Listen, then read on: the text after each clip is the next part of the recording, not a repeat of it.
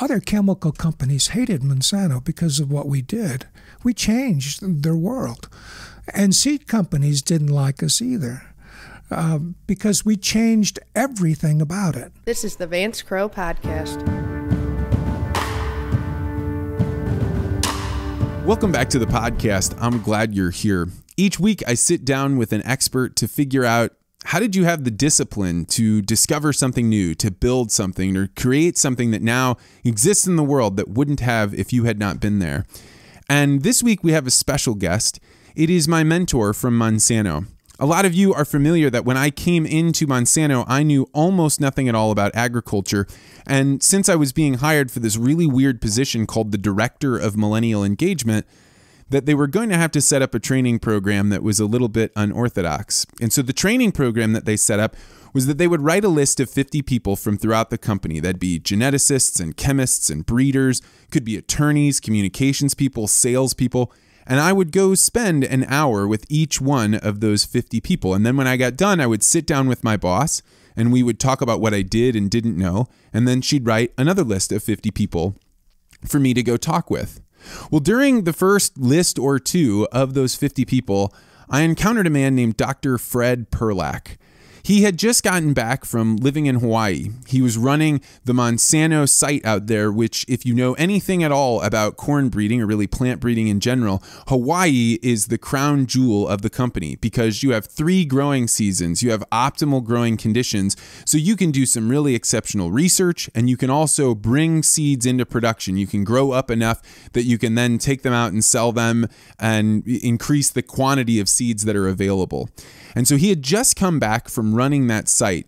Before that, he had been the person that had been fundamental in discovering BT cotton, which was one of the first genetically engineered cotton seeds that would make it so these insects couldn't bite into the leaves and tear up the entire cotton plant. So he had a tremendous amount of knowledge and experience running a giant science business. And we became friends. And during our friendship, we sat across the table from one another in his office, and I would ask him all sorts of questions about things like, how do pesticides work? How do we know that GMOs are safe? How do you know that you aren't just creating GMOs that will eventually develop resistance and then you've given away this wonderful natural resource? And Fred answered those questions for me as I was learning and being asked to go out into the wider world and explain it.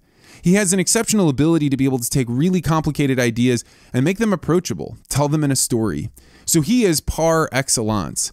But even more than that, Fred's an exceptional person, and he taught me a lot about life and how to enjoy it and how to value the things that matter.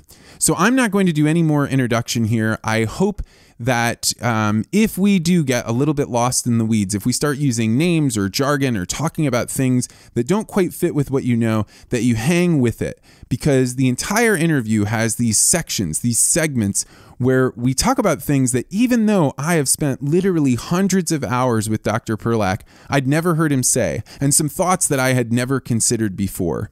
So it is a fantastic interview. This is one of the longest running ones that we've done, but it gives you an insight into the conversations that I have with people that have become my mentors through their kindness and their time.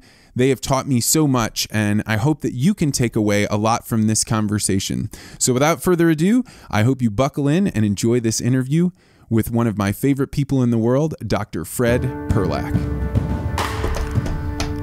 Fred Perlak, welcome to the podcast. Oh, thank you, Vance. It's nice to see you and nice to be here. Oh, I cannot tell you how excited I am to be sitting down and doing this because you actually would have been my very first podcast guest. In fact, most of the way that I designed this podcast was in memory of how you and I got to know each other and became quite close in the last, I think it was about a year that you were at Monsanto. That's correct. And so I made a commitment to myself that I was going to wait to invite you on until I had figured out, how can I do this right? How can I have the right microphones? How can I have the right video? Because I feel like the conversations that you and I have had in that year that you were working at Monsanto, and then since we have stayed in touch, they're great conversations, and there's nothing I would love to do more than to capture one and share it, because I learned a lot from you about science, about how to think about business problems, and really just about other things like wine. You and I have talked about that, and your grandchildren and what that means to you. So you and I did the first Reddit AMA and Ask Me Anything on behalf of a major Fortune 500 company. We had other people that helped us out, but it was you and I sitting down to make this happen. And we did yours in the science subreddit. And the science subreddit is exactly what it sounds like. People sharing articles. It's pretty sophisticated conversation, but there's some people in there that just want to be reading about science. They aren't necessarily scientists. So it's a broad spectrum. And when we did your Reddit AMA, it was the second highest rated science AMA in the history of Reddit, all the way up until that point.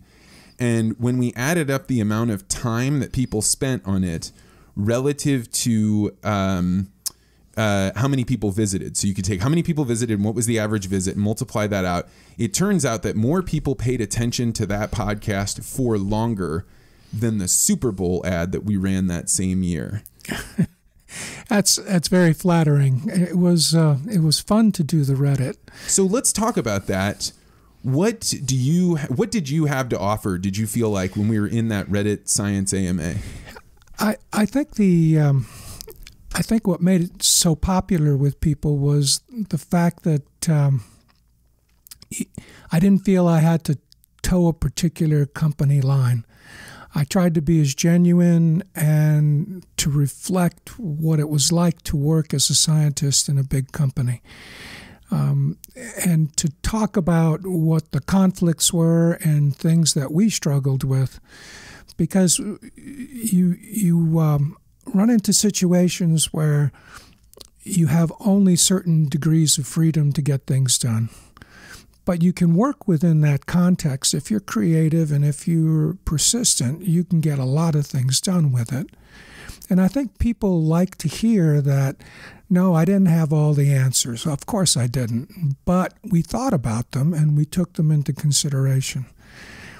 And I think the older I got in my career, or the longer I got into my career, the more I realized I didn't have all the answers. And I think that's reflected when you start doing things like a Reddit or a podcast and start talking, where people ask you questions instead of you telling them what you think. I guess I didn't even realize that about it. You know, my experience of you doing this Reddit AMA was not just that you stumbled onto the platform.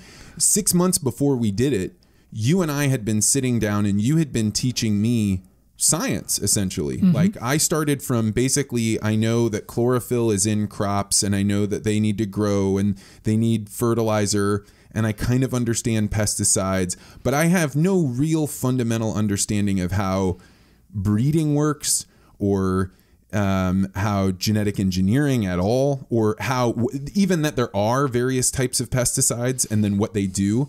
And so you and I found each other because while I was going through my list of 50 people that I talk about, that was my training, you and I encountered one another, and then you started sharing all of this stuff with me, how this stuff worked in a format that I could understand.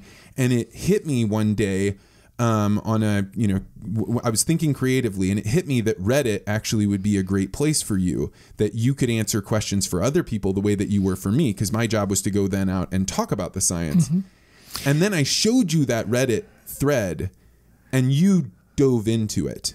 And that's what made you ready. I felt like the 6 months that you did with the practice and things like that. What was the experience like of learning a platform you never even heard of before we walked in there? Well, I thought it was pretty cool because people asked you questions and it was what they wanted to hear more than anything else.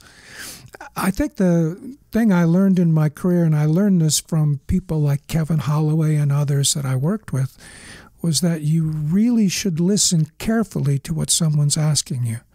What is it that they really want to hear about? Because too many people have stock answers that they fly into. And you see this all the time. Scientific meetings or other, they go into a stock answer. It looks like it came off an index card. Well, it's okay to say, hey, I have no idea how we're going to deal with this problem, but this is the considerations we had for it. One of them was a question about temporary employees at Monsanto's scientific workforce. And you had a lot of young researchers coming out of college who had undergraduate degrees and just wanted a job. And then they saw that it was an exciting place to work, then they wanted to get on full time. Well, you can't just hire people full time, because then you wonder, okay, how do they distinguish themselves from other people who have those skills? How easily can you replace that person? If that person has a unique skill or is particularly hard-driven or good or anxious to learn, then they stand out. But if you do what's asked of you, well, everybody does. Otherwise, they're not working there. And we tried to balance that with their expectations. And so telling people, okay, I don't know what the answer is. I don't know how you deal with that. But you want people to have satisfying careers. It gets complicated in the workforce situation when you have people who want to get in but don't have the skills right away. They don't like to hear sometimes that you've got to go back to school. You've got to take chances. You've got to take risks with your career and with yourself. It's hard for people to cut loose. Do you feel like you knew that at an early age about taking chances and doing things outside of the norm to stand out? I think, yeah, I did. I mean, it goes all the way back down to, playing baseball in Little League. What makes you different from the other 16 kids on the team? Well, he runs extra hard, or he works hard at his hitting, or he hustles a lot. Well, that'll get you a little bit. It'll get you a chance. And then you have to make the most of those chances. And I don't think that I was so conscious of it, but I wanted to play. And if you want to play, you work at it. You practice. And if it's important to you, you do it. Too many people, I think, have a sense of entitlement or that they're owed something. Well, they're owed, yes, they are. But you have to really want to go somewhere to do something a little bit different. You have to take chances. Was it obvious to you when you were young that you would make it to the highest echelons of science and industry and the very cutting edge? No, I never thought about that. I thought about doing what it was I liked to do. I liked science from ever since I was grade schooler. I always was fascinated by that sort of stuff. And I think what drove me to continue doing it was because I wanted to do what I liked to do, and that was my selfish reason for doing it. I wasn't worried about the money. I was worried about being happy. Finding a job that I could be happy with eventually is what it worked into. You were cognizant that I want a job that's going to make me happy instead of any of the other domains that somebody could have. I want to travel. I want to be powerful. I want to make money. Yeah, I think, my parents always stressed grades in school and working hard. My brother was a very good student. And so we had a atmosphere of accomplishment and doing things. My father was an accountant, and he wanted me to be an accountant. I wanted no part of it. It's okay. But I like the idea of science. I like the idea of working on my own. And in college, I did an independent research program where I worked in a laboratory on my own project for a semester. I found that time in the laboratory just flew by. I didn't care. I could spend hours there, and my buddies would come and we'd say, come on, time to go, and then, okay, fine. But I didn't really mind. The time just flew by. Have you heard of this concept, flow? Are you familiar with this? No, I'm not. It's where you get into a mental state where you are competent at the skills that you need to be attempting this thing, but that there is some aspect that you're having to stretch yourself for, to be completely occupied because it is at the very edge of what you're capable of. And when you are working on those types of projects, for some people it's Excel spreadsheets, for other people it may be drawing something, but I'm wondering if in your case, what you're describing, it's the experience of being really, really focused on something that you're curious about and interested, and then the time just passes. It's like you look up and you thought 5 minutes has passed, and really it's an hour and a half. Well, and that's kind of what it was like. I'd come home at night, and my wife would say, "Gee, that was quite a storm we had today." I said, "Oh, really? I didn't notice." Really? Yeah, I mean, we had windows, but I didn't look out the window. I was focused on what we were doing.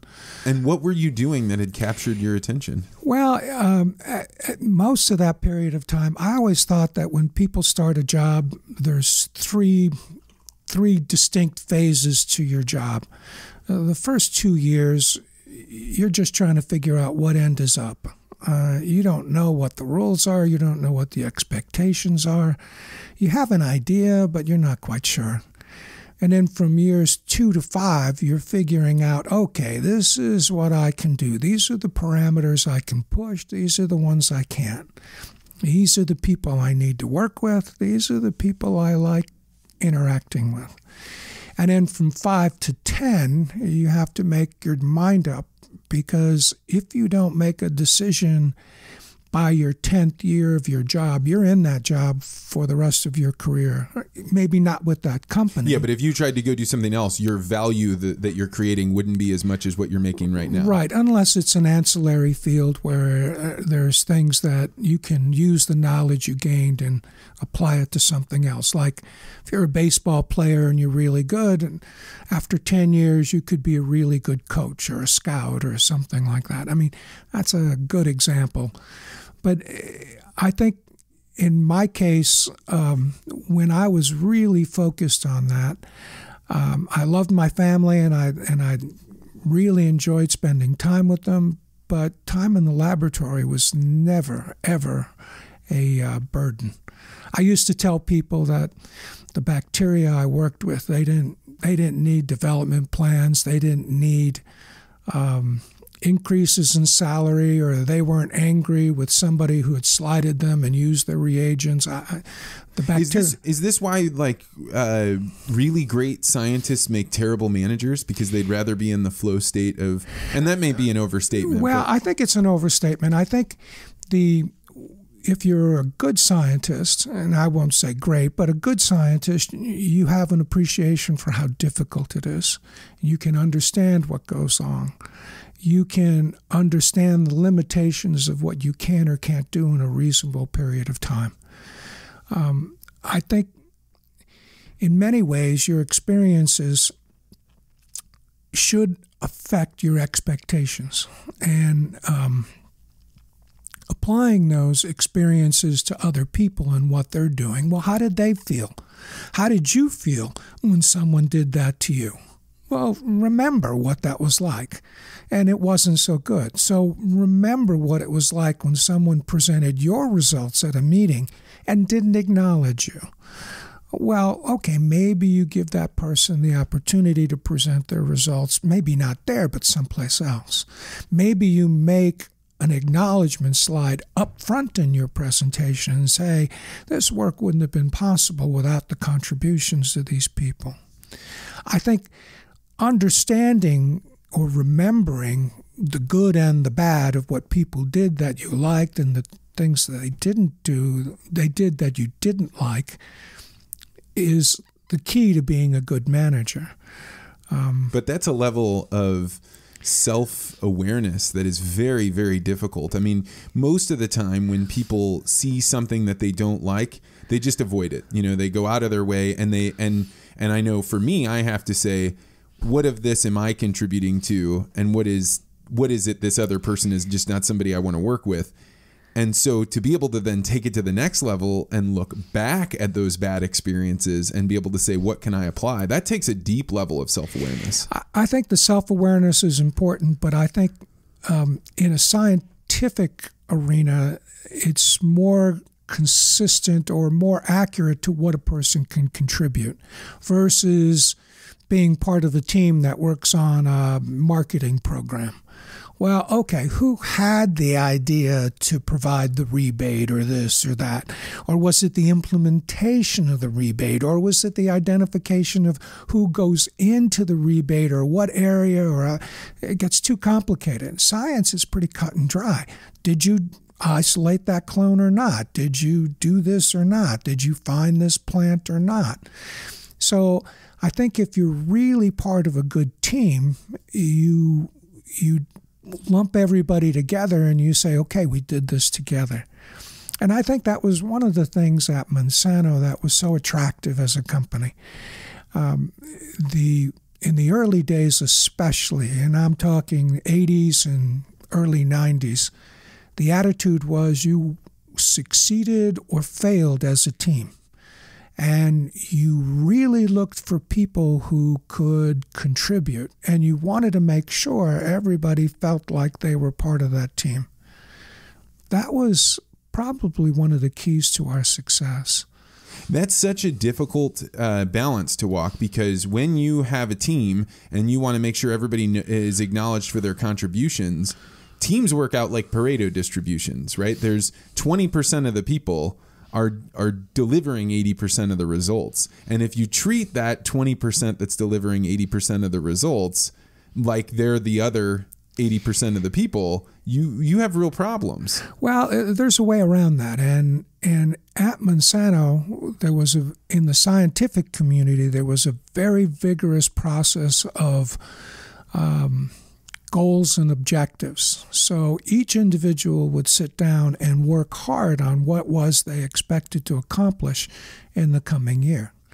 So there were expectations of that individual. Well, this year we're going to do this, this, and this. As a team, we're going to do this. We're going to fail or not. And my contribution is going to be this, this, and this. Okay. So at the end of the year, you can then sit down and say, okay, did you get what this needed to get done here? Yes or no? Well, I kind of did. Well, okay, and that's reflected in your overall compensation. But people had a very clear idea of what was expected of them and how they could contribute. And if what they were working on wasn't working out, okay, declare defeat and move on to something else and figure out another alternative. You know, the core part of that is that the organization has to have a vision of where you're trying to get to. Because if you don't have that, then everybody can come together and say, this is what I'm producing for next year. But you don't really have that why, what are we trying to get to and why are we trying to get there is what enables you to have the flexibility. And I juxtapose what you're talking about against communications, where unless you have somebody standing up in front of you saying, this is what the world will look like when our marketing is done or our branding or our industry makeover or whatever, all you're doing then is saying, let's go do things that are what we think are forward aiming, but might not be. Yeah, it's the difference between being serious and playing. There was a friend of mine who was a marketing guy. That's a pretty brutal term. I know it is. You can go through the motions and you can fool people for years. I mean, thinking that you're getting something done. There was a friend of mine who was in marketing, and we were working on Bollgard, insect-resistant cotton. This guy named Dave Rylander, wonderful guy, had a great rapport with farmers. And he said to me, he says,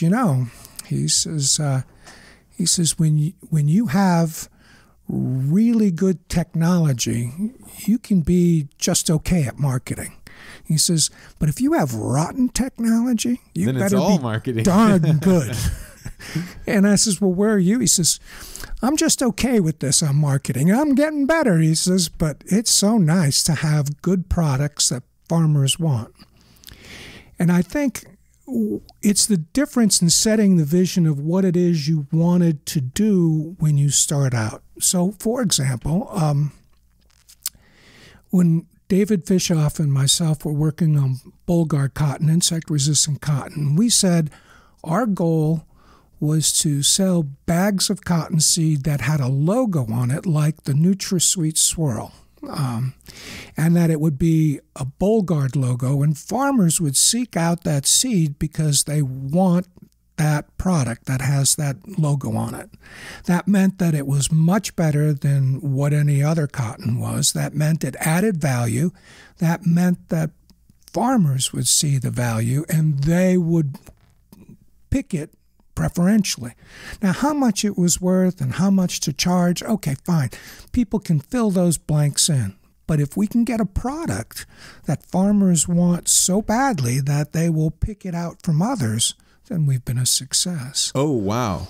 And to put that in context, you're talking about during the time when NutraSweet actually had a brilliant branding strategy, exactly. Which was, if you put us in your product, you have to put us on your product. Right. And so that gave all of those companies an incentive to make sure that that brand of that NutraSweet was well known, everybody understood it and chose it because it was better than drinking sugar or something like that. Well, and I'll give you an example where it didn't work so much for me.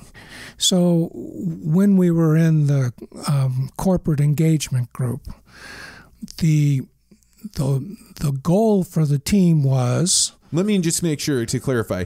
Fred and I met each other after Fred's scientific career. When you were working in the lab, you're telling people, hey, this is the direction we're going to take the technology. You're doing studies. You're reading out data. When you and I met, you had been moved into what they called consumer engagement or corporate engagement, which was an innovative wing of public relations. So you had people that were doing the website, people that were doing social media, people that were running ads, and then our kind of ragtag island of misfit toys. Right. And my job was theoretically to be responsible for partnerships and work out instances with the Gates Foundation, the Buffett Foundation, the Danforth, to come up with programs that we could then somehow cobble together with the expertise at Monsanto and have them work with us. The idea being is that we'd form some sort of partnership, whether it was with... Like Bill and Melinda Gates, they don't know how to grow corn, but they know that corn in Africa, drought resistance is important. So we bring the expertise, they bring the money and the connections with the nonprofits, and we make something real happen as opposed to like, we're just... And the problem ended up, our corporate engagement group, their goal was to be the very best at communicating our story.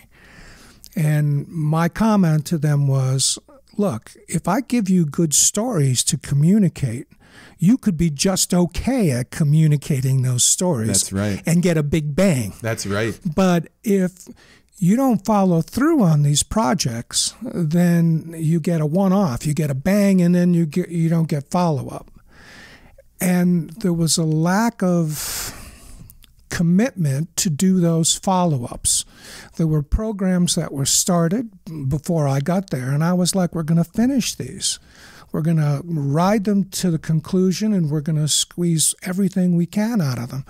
Well, there was no interest in doing it. Well, we've already gotten the publicity from that one. We're not interested.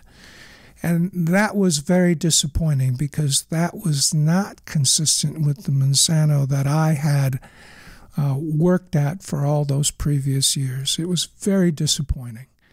What do you think would have been possible had you been able to work out your partnerships that you're talking about? Well, it all depends. I mean, and I tell people that companies don't carry commitments. Companies carry objectives or balance sheets and things like that. People within the company carry vision. They carry commitment. So, for example, you look at somebody like Starbucks. Well, they made the commitment as a company because Howard Schultz and Kevin Johnson said, we're going to hire 30,000 veterans in Starbucks, or we're going to provide education opportunities for our baristas. Okay, well, that's a hardcore commitment, and it requires follow-through. Now, trying to get a company to do that, you can get people with all sorts of vision, and it will set a direction. So, for instance, the whole vision of genetically engineered crops was driven by Dick Mahoney, the former CEO of Monsanto. His vision and the way he started it was he said, bring me 20% return on equity. Well, that doesn't sound like all that visionary. But he said, I don't want to be second or third. I want to be at the top of the heap. And I want to invest in new and novel technology that's going to bring products that no one else would have thought of. Is every CEO saying this to a science company? They might be. But the difference was that Dick Mahoney invested in it. He built Chesterfield. He then took the law. Well, so for people that don't know, so Monsanto was in a part of St. Louis called Creve Coeur, and they built an entire another on a land mass that would be as large as a farm. They built real research facilities. 250 acres, and they spent $200 million. And in 1984, that was a lot of money, especially for something that wasn't already in the marketplace. I mean, didn't even know if you could do it. Right. Genetic engineering was so novel and so new. It was at the very beginning. And it was like one of those big hype things, you know. Like artificial intelligence intelligence is now, or driverless cars. Driverless cars, or all the things the 5G network is going to get us. And in reality, do those things actually happen? Well, eventually, but how much money and what sorts of things have to happen? How long it takes to get it integrated into society is right. Is a lot of blanks thing to fill in from here to there.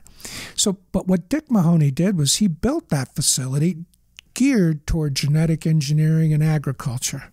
And he invested in hiring all these patent attorneys that staffed our legal office, because he said, if you're going to get something that is proprietary, we've got to patent it. And you can't get me something that can be easily copied. You can't get me a Me Too product. I don't want it. He said, at the time, Monsanto was the world's largest maker of nylon. He says, we're the number one producer of nylon in the world, and every pound we make, we lose money. He says, not a good business. No.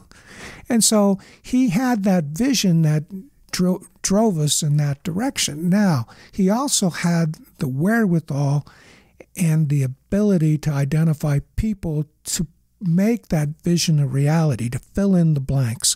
He gave the overall vision of what he wanted, and then we got people like Ernie Jaworski and Howard Schneiderman, Rob Fraley, and others to fill in those blanks. So this brings up something I know you and I have talked about, which is the design paradox, which is the concept that Steve Jobs talked about. He said, how do you build the greatest iPod in the world, the greatest music player? Well, you don't hire just computer engineers, because if you do that, they're going to give you what has already been there, maybe something, maybe it makes it go a little faster, has a little more storage. Instead, what you have to do is you have to find people that truly love music, and then those people will build the music player that they want to hear music on. Right. The challenge is, if you are the leader making these choices on Ernie Jaworski or Rob Fraley or any of these characters, you have to know you have to be able to distinguish who loves music and who doesn't.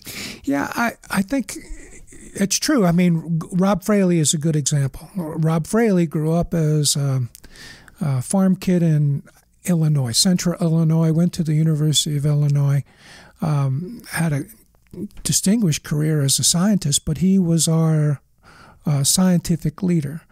I've often heard people say that Rob was the best chief scientific officer during his career that they had ever seen. No kidding. This one, Frank Atlee, who came over and took Monsanto through a difficult period in time in the mid 80s, or actually early 90s. He had said that Rob Fraley was the best chief technical officer. And if you worked with Rob Fraley, you knew why. It's because if he played golf, he'd expect to shoot an 18.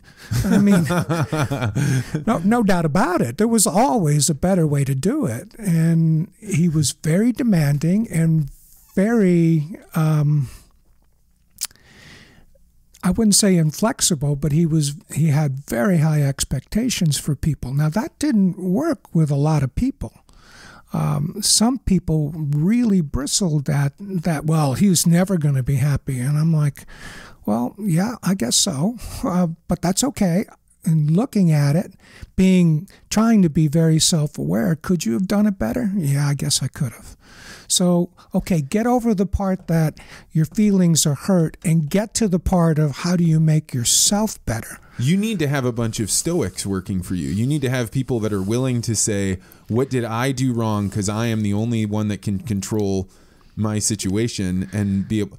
So that is amazing that he. I guess I had never really thought about Dr. Fraley in that way. I've spent, I don't know, a reasonable amount of time with him. He is very demanding. He was very demanding. Yeah, that's right. And that's okay. But the hard part is trying to come up to those expectations. And if you know you have someone that demanding, that's okay. But it forces you to say, well, what did I miss? Before I go in and talk to Rob Fraley, what did I miss? What did I not do properly? So the idea was you'd learn from every time you did something and you'd write down the things you wanted to do. So, those journals. Well, and you'd write them down together as a team and say, okay, last time we did this, we could have planned that better. For instance, when we introduced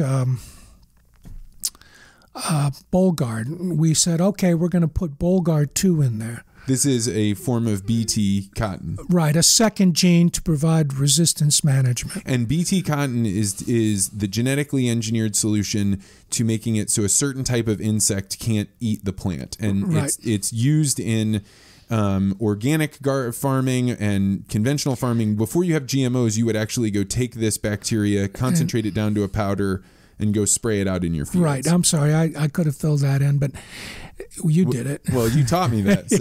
So, yeah. But the key is that when we introduced Bollgard 1, our business guys were like, hey, we're done. We don't need research anymore.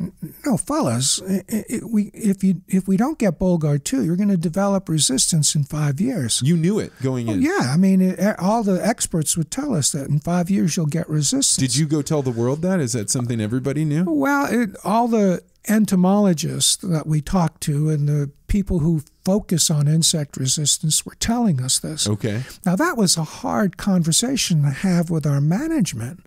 Is like, okay, they said we're going to have a replacement in 5 to 7 years. What do you mean a replacement? We have to have this add-on. You have to have an add-on. We just commercialize this. Can't we just make some money for a while? No, we have to have this add-on because take that money and start reinvesting it into R&D. At least some of it, right? Because you want to have this prolonged. And I'd say, look, I didn't spend all this time to have a product go for 5 years and then be gone. Another example was two guys who worked on cotton, Randy Deaton and David Fishhoff, had talked to all these insect scientists, and the one thing they suggested we do was have a refuge within the field. So the idea being is, say you have a field of cotton. You want to make sure 80% of the cotton or less is BT cotton, planted protected, continuous. Yep. And then you have 20% that is not planted with BT cotton. So the non-GMO.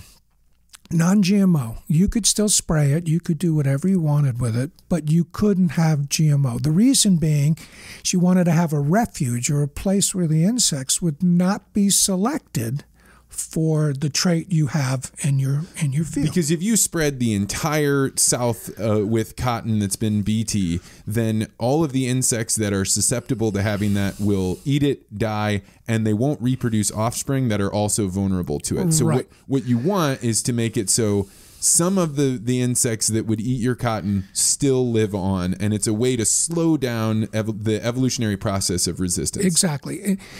The idea that people mistake what mutations really are. They think that mutations are caused by some problem. So, for instance, if you take an antibiotic, people say, oh, you're forcing the bacteria to become resistant. You're just finding the individuals in that population that are susceptible, that are resistant. So I used to tell people that the way to think about it is, suppose you wanted to start a basketball team and you wanted to have a 7-foot center. So build a doorway that's 6 foot 11 inches tall. Just ask people to walk through the doorway. Eventually, you'll find people that won't fit through the doorway. They'll be over 7 foot. And then now you can take those individuals, see if they can play basketball. Well, you building the doorway didn't cause them to be 7 foot. You just identified the way to find them. Oh, that's a good one. That's really good. So the same thing happens when you have an infection.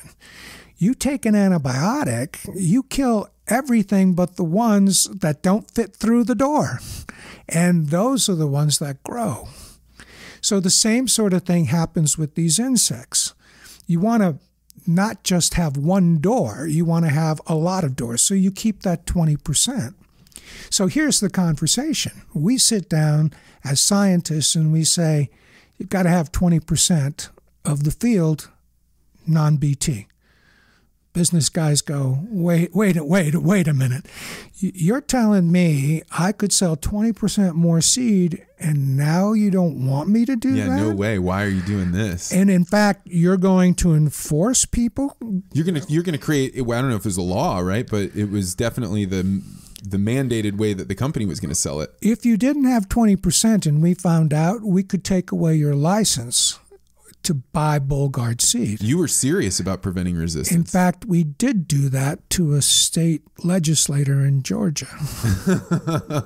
Man, that was a hard conversation. But our guys got on board with it, and our management, although at first was a little leery about it, you sure this is going to work? No, we're not sure, but it's the best idea we have. And to their credit, they took that. And part of Monsanto's mystique as a company early on is that the management listened to the research side. They listened to Rob Fraley, they listened to Ernie Jaworski, and when they came to them and said, this is what we have to do, they did it. They didn't always like it, but they did it.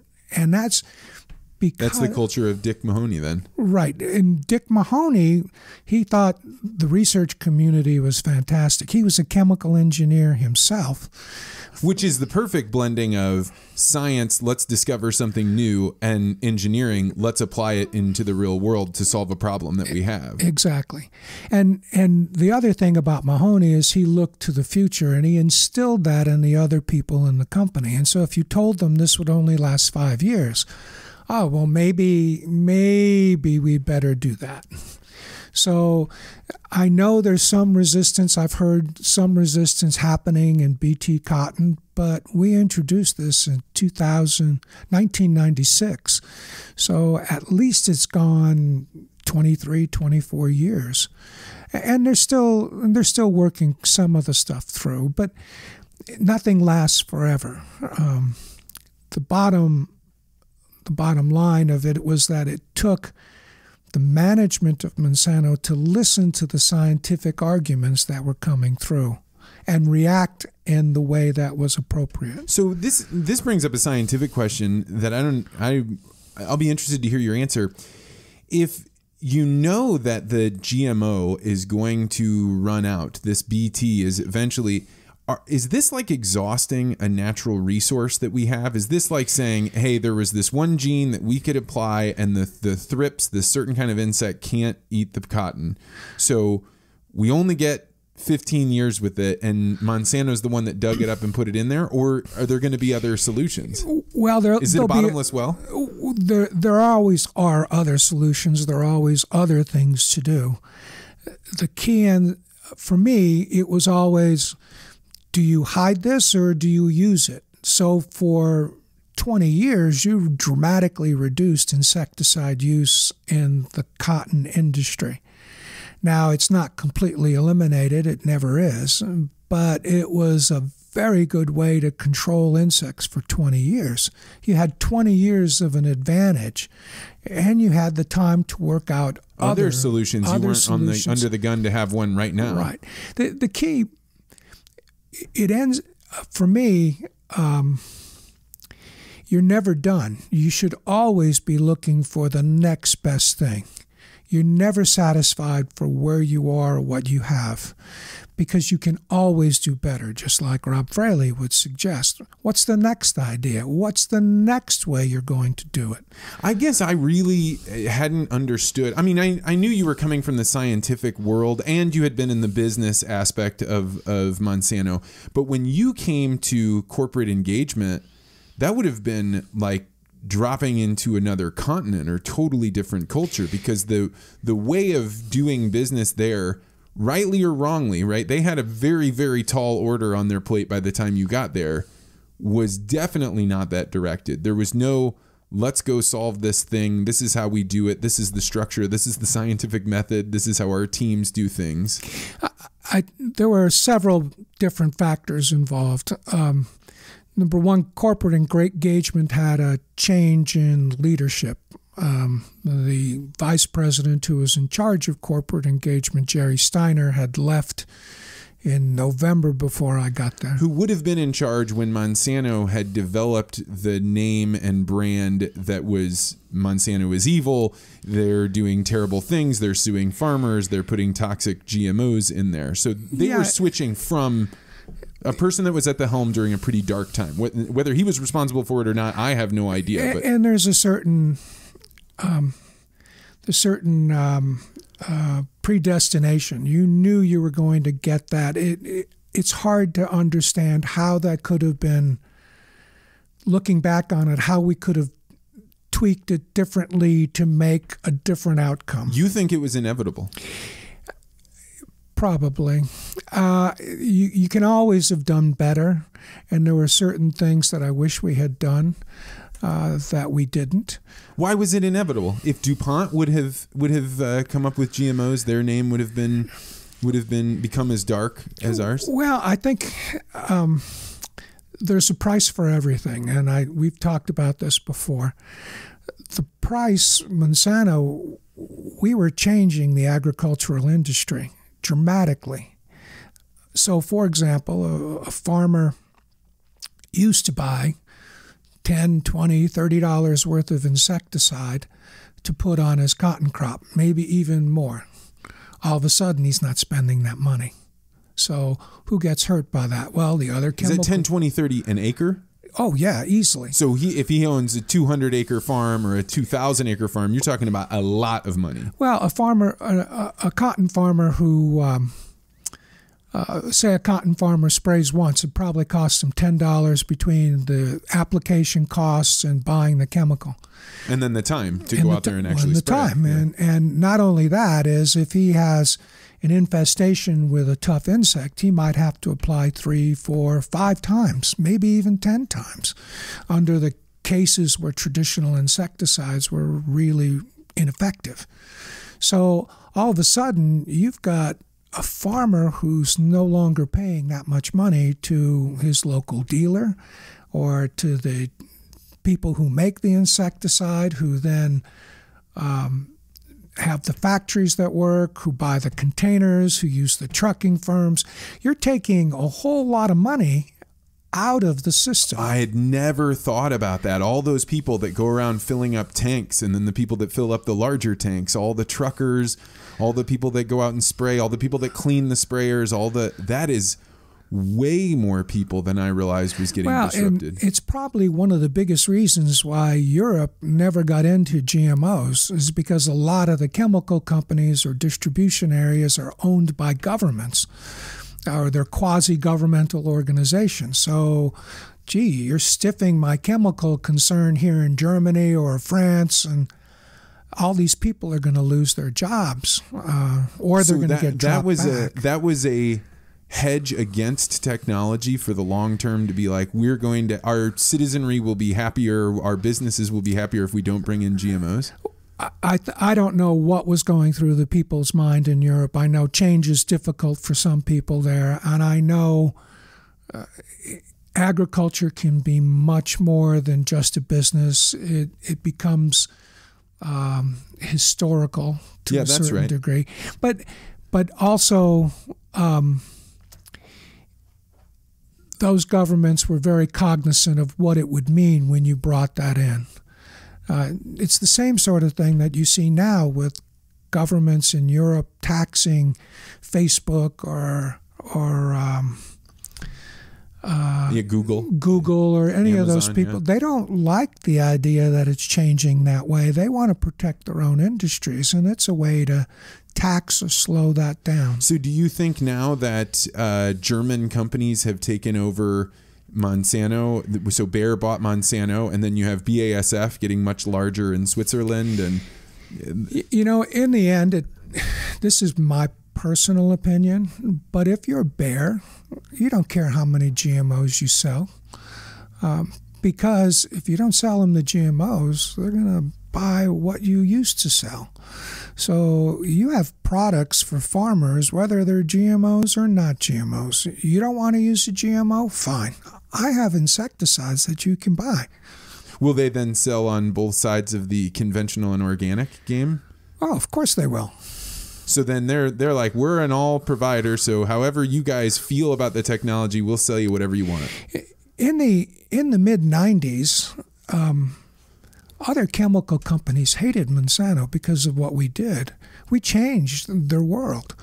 And seed companies didn't like us either, because we changed everything about it. In the past, for instance, before Roundup Ready soybeans were introduced in 1996.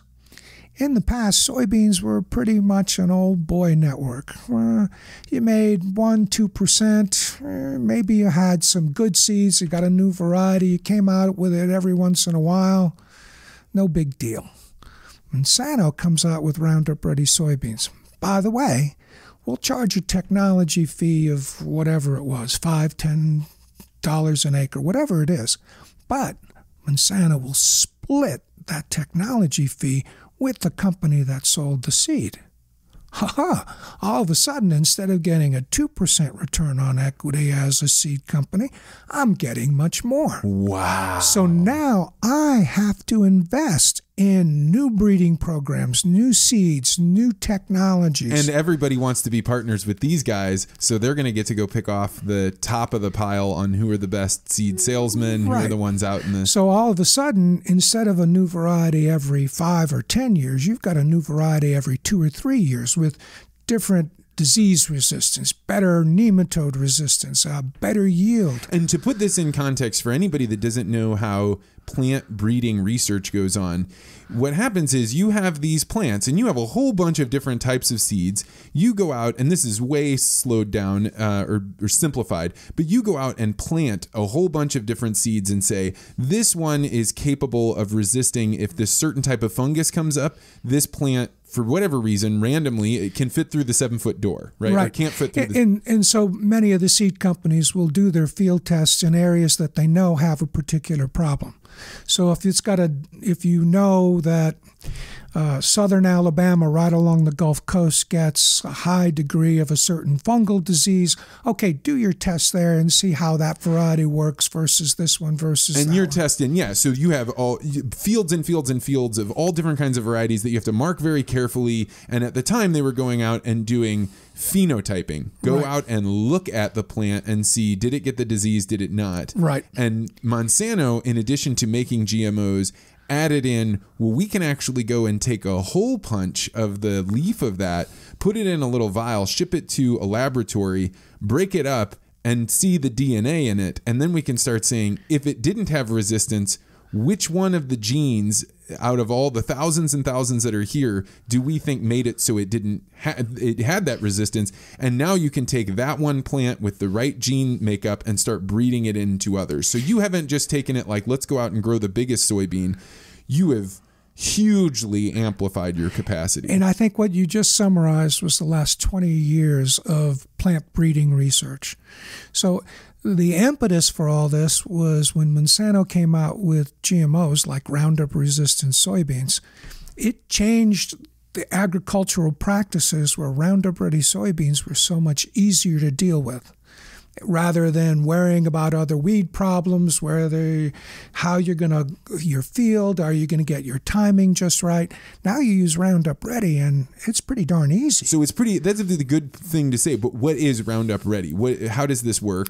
Roundup Ready is where Monsanto's herbicide was glyphosate, or is glyphosate. It's called Roundup, and it's a herbicide that blocks the synthesis of aromatic amino acids, specifically tryptophan.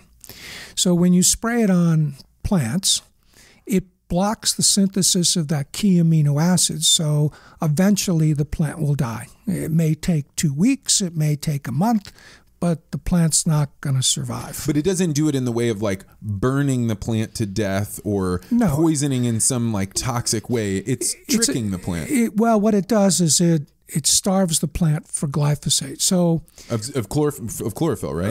Not chlorophyll, of aromatic amino acids. The best way to envision it is that the nutritional pathway within the plant is like a highway.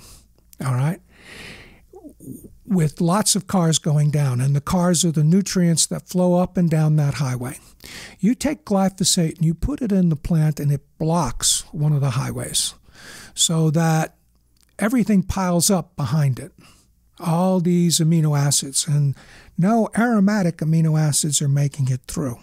So the plant can survive a little bit on their stockpile of aromatic amino acids, but eventually it dies because that block is there. It blocks the plant. And why does the plant need aromatic amino acids? Because we all need all amino acids, the 20 essential amino acids. They're key components of proteins and regulatory pathways. We need all those. We don't make tryptophan ourselves. We get it from the plants or the animals that we eat. And so when glyphosate hits this plant, it causes that backup. The plant looks like it's still alive, so it doesn't like burn away right there, but you wait another week or week and a half. Or 2 weeks and it'll die. Starts to brown, dies. And it also has the impact of almost as soon as the glyphosate hits it, it doesn't produce seeds anymore, right? It stops the reproduction cycle. Well, yes, to a certain degree. I mean, it's just when you're a plant and you're dying of starvation, the last thing you're thinking about is putting on seeds. You're trying to survive. Okay. So putting seeds on is a very metabolically intensive process and requires lots of energy. So if you're starving, you don't have the energy to put a lot of seeds on. But the way you make plants resistant to Roundup is you put a gene from bacteria in that allows a detour around the block that you've created with glyphosate. And you make that detour to be as efficient as the original block was. In other words, you put in a whole new pathway with just that one gene to get around that block. There's one key enzyme that is blocked by glyphosate, and you're putting in a new enzyme that doesn't have that sensitivity. And so now you make a pathway to go around, and the plant doesn't even notice that you sprayed it with glyphosate because it can get around. Because you bred that trait into the plant. You first genetically engineered it in, and then you continue to breed it because once you put it in, it's like its own gene. And so to clarify, when you're saying you do a genetic engineer, it's that this trait does not actually exist right now. And if we're talking about soybeans, for example, it exists in a bacteria that you then isolate. Right. And then you find there are many ways to transform to do a GMO. But let's just, for the sake of this argument, just say you install that gene in a very specific spot in the plant. Really what you do is you randomly put it in, and then you find the ones that didn't put the gene in exactly where we thought it should be. You kill all those off and you only take the one that has it. Right. And now the plant has the trait of an alternate pathway. So if the farmer is going out into the field and they spray glyphosate on this plant, on this field, all the plants that have that alternate pathway live, no problem. The glyphosate didn't cause a backup, but all the weeds that don't have this trait in them, they all die really quickly, and with this very interesting mechanism, because other pesticides don't work in this same way. Right, exactly. This is a different way to. It's called a complementation pathway because it's not a detoxification. It's a complementation. So you're complementing the existing DNA to provide an alternate way around. Very interesting. Yeah, and that was Steve Rogers had worked a lot of that out. And it was something that people thought, wouldn't it be great if we could make a plant resistant to a pesticide? Now let's go out and find a pesticide that we want to use, and let's go find the gene that'll do it. How did somebody envision this? Because you're talking about 10,000 years of agriculture. Well, and nobody thought of this before. There were a lot of other companies working on herbicide resistance. Really? Yeah, and some by natural selection, some where they just mutagenize the plants and then hope to find a mutation. They expose them to some sort of radiation, which then makes the seeds have all sorts of different traits. Right. You put them in the ground and you say, did we accidentally cause this thing to have some mutation in its DNA? And if we did, now we can use this herbicide on this plant. Right. And there are some herbicides that's got to be like 1 in a million chance. It depends on the herbicide. Some herbicides are very, very specific, and a slight change will make a big difference. Okay. And others, not so much. So the only rule is there are no rules. You just have to take each one as they come. But there were a lot of companies working on herbicide tolerance or resistance. Now, the whole idea behind a herbicide is that it's selective. When you use a herbicide, you want it to kill the weeds, but not your crop. So, for example, people use 2,4-D on rice. Well, rice is a monocot, and it's fairly resistant to 2,4-D. But broadleaves, whether it's morning glory or milkweed, dandelions or milkweeds, are very sensitive to 2,4-D, and therefore they'll get killed. And so for years, decades, people have used things like 2,4-D in rice or wheat to kill those weeds. You do it in your lawn. When people put fertilizer, what is it, a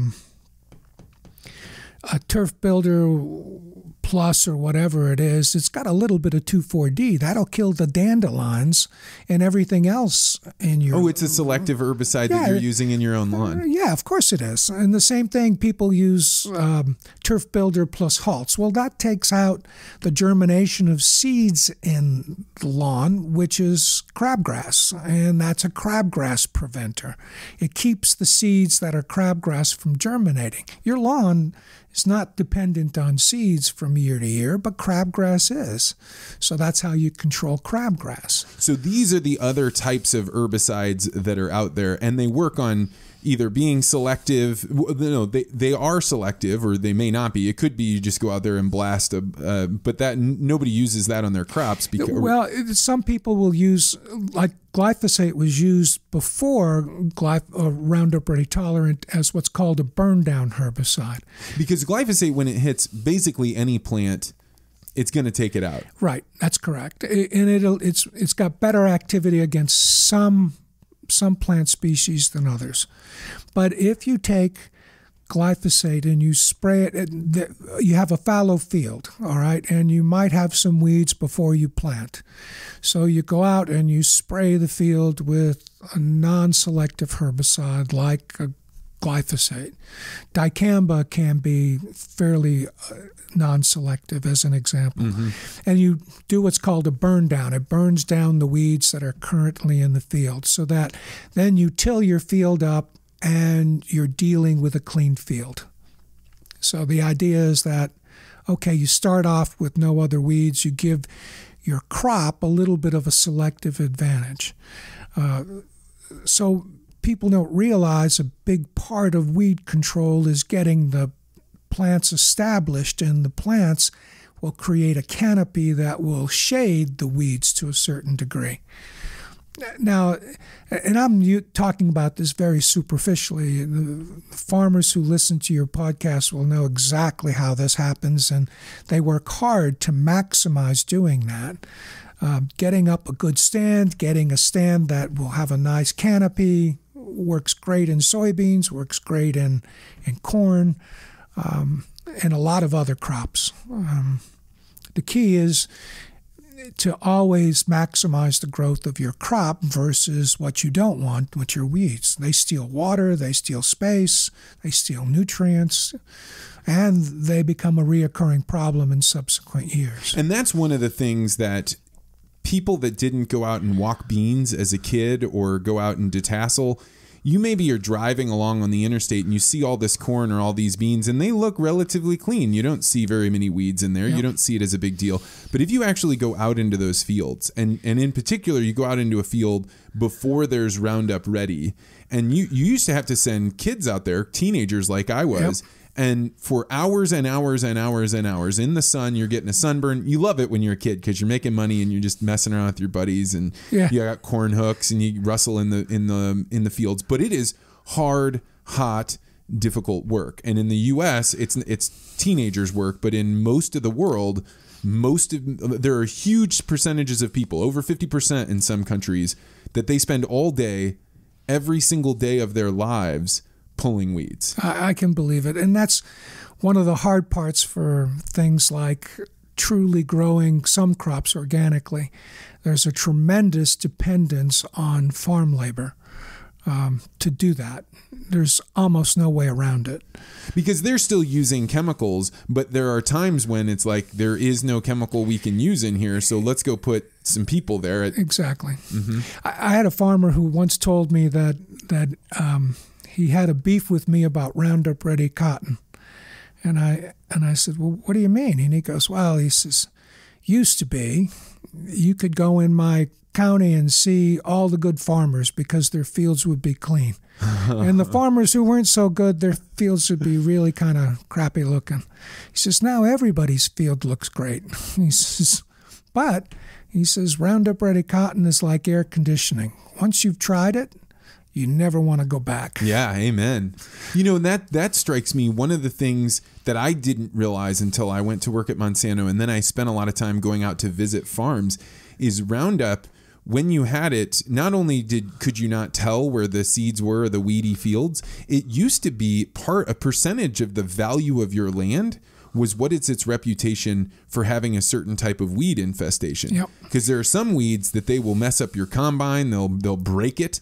You know, there are some that'll make it so you will be out there constantly spraying, and it's because that patch of ground has been inundated with those seeds and the farmer just can't catch up with it. Well, if you're a farmer and you're trying to harvest your crop, whether it's soybeans or corn, and all of a sudden you come to a weedy patch, it clogs up your combine, you have to turn it off, you have to get off, you have to back it up, you have to pull the weeds out, and then you have to start back up again. And how many times do you want to do that before you start cutting corners? Like not turning off the combine, or, you know, just sticking a stick in there or something. And of course, that's when you get injuries. Now, Roundup Ready isn't. Oh, that's interesting. Yeah. You think that's you would attribute a drop in injuries to the fact that? Oh, yeah. I mean, in the 80s and 90s, a lot of the farmers I talked to would be missing digits or yeah, it was much more issues. common when I was younger. That's definitely right. There would be people at my church that you would see that would only have, 9 fingers or something like that. You're right. Common kind of happening. Now, Roundup Ready isn't perfect. It takes some management, and now with subsequent years, some weeds have developed resistance to Roundup, so that you have to use other herbicides or other management practices. But you had a good 15 to 20 years that it was pretty good. It's not always perfect, but it's still got a valuable herbicide to use. So, and this is rhetorical in the sense that I already know the direction your answer is going in, but I don't know how you will answer it. And it is, what do you say to the people that are now concerned that glyphosate is causing non-Hodgkin's lymphoma? And there were, I think, 13,000 cases registered, and $2 billion lawsuit just got put forward. I know it was retracted by the judge, but there are real cases. There are commercials. There are billboards. There are people that are saying this is killing us. It's giving us cancer. And it's your fault, Monsanto, and you owe us to the tune of billions of dollars. Yeah, I've tried to read a lot about this, and the best review came from a guy who studied cancer and causes of cancer. And his whole thing is that it's complicated. Cancer is complicated. Who gets cancer is complicated because it's environment, it's lifestyle, it's genetics, all those things rolled in. He said that he looked at the data and all the stuff that came out, and his opinion was that if glyphosate caused cancer, it would be a very low probability. In other words, he put it in between hot tea and bacon. And I'm like, what do you mean? Well, he said that in the article, he said that some people get esophageal cancer from drinking too hot liquids. And if you do it often enough, it'll irritate your esophagus and you can develop cancer. And bacon is a cured meat that it has nitrates, and if you eat enough bacon, you can get cancer. Now, does that mean glyphosate has no role in it in any way? Well, it all depends who you are, what your genetics are, and what your situation is. The best study I saw was among the farmers who used glyphosate on a regular basis, and they didn't have an increase in actual cancer. You did actually just say something that surprised me, because almost everyone else that I talk to about this says, no, it doesn't cause cancer. And you are the first person I've heard that would be from the Monsanto world that would say it's complicated. And I think then the next obvious question is, if it can potentially, it may be low, but it could potentially do it, then why are you using that chemical at all? Why don't we use chemicals that aren't causing cancer? Well, the answer is, if hot tea can cause cancer, then everything has some basis in causing cancer. It's a matter of how much risk versus how much exposure you get. The dose makes the poison. So if you use enough glyphosate, would you get cancer? I don't know. I don't think they've identified a mechanism by which glyphosate would affect humans. But I'm on shaky ground here. I'm not an oncologist. I don't know what it's like for these people. Did they get cancer because maybe they smoked? Maybe they did recreational drugs? Maybe they lived under high power lines? Maybe... who knows? Maybe they had an extra piece of bacon every morning. Does that cause cancer? I don't know. But I do know that people are always looking for what someone termed to me to be other people's money. So if you're on a jury and you're in California, you say to yourself, I'm not sure about this. A lot of conflicting evidence. But it's a chemical company. And better yet, it's now a German chemical company. We don't really like them. So they've got lots of money. This poor guy's got a tough time. Well, let's give him the money. And I don't think it's any different from what Johnson & Johnson goes through with talcum powder, or what Corning originally went through with breast implants, or even with the opioid crisis. I mean, I understand opioids can be a terrible thing and it can be a destructive aspect, but I've taken that medication from having knee surgeries, and I understood that I didn't want to take too many of them. I wanted to make sure I got off them as quickly as possible. There were all sorts of warnings on the container that I got. But it was a risk you were willing to take because pain it has a consequence. Well, I mean, that was the alternative, and I understood that. But there's a price for everything, and I understand people are different. Some people are more susceptible to the pain. Some people are more susceptible to the opioid. I get it, but that doesn't mean that they were completely unaware of what was going on. And I was struck while working for Monsanto and going out and addressing people's fears that glyphosate caused cancer, that I one day realized what a lot of the people that are spreading this information are doing and how they're doing it. Now, this is outside of when you were saying people want other people's money. There's a group of people that say, hey, let's do these class action lawsuits and let's make money. Let's bring together investors and let's go get billboards and ads during daytime television. And if you invest into this project and they win, then you will get some percentage of the earnings. And so this goes on. But there is an even different group that I was focused on that I had to learn a lot about, which is who are the people that are out there saying, that are spreading all the blogs, that are putting out all of the information about this stuff causes cancer. And one of the most striking things to me, and I felt myself having this emotion when you said, well, it's in between tea and bacon, because then my first thought is, well, I don't want any of that, right? Like I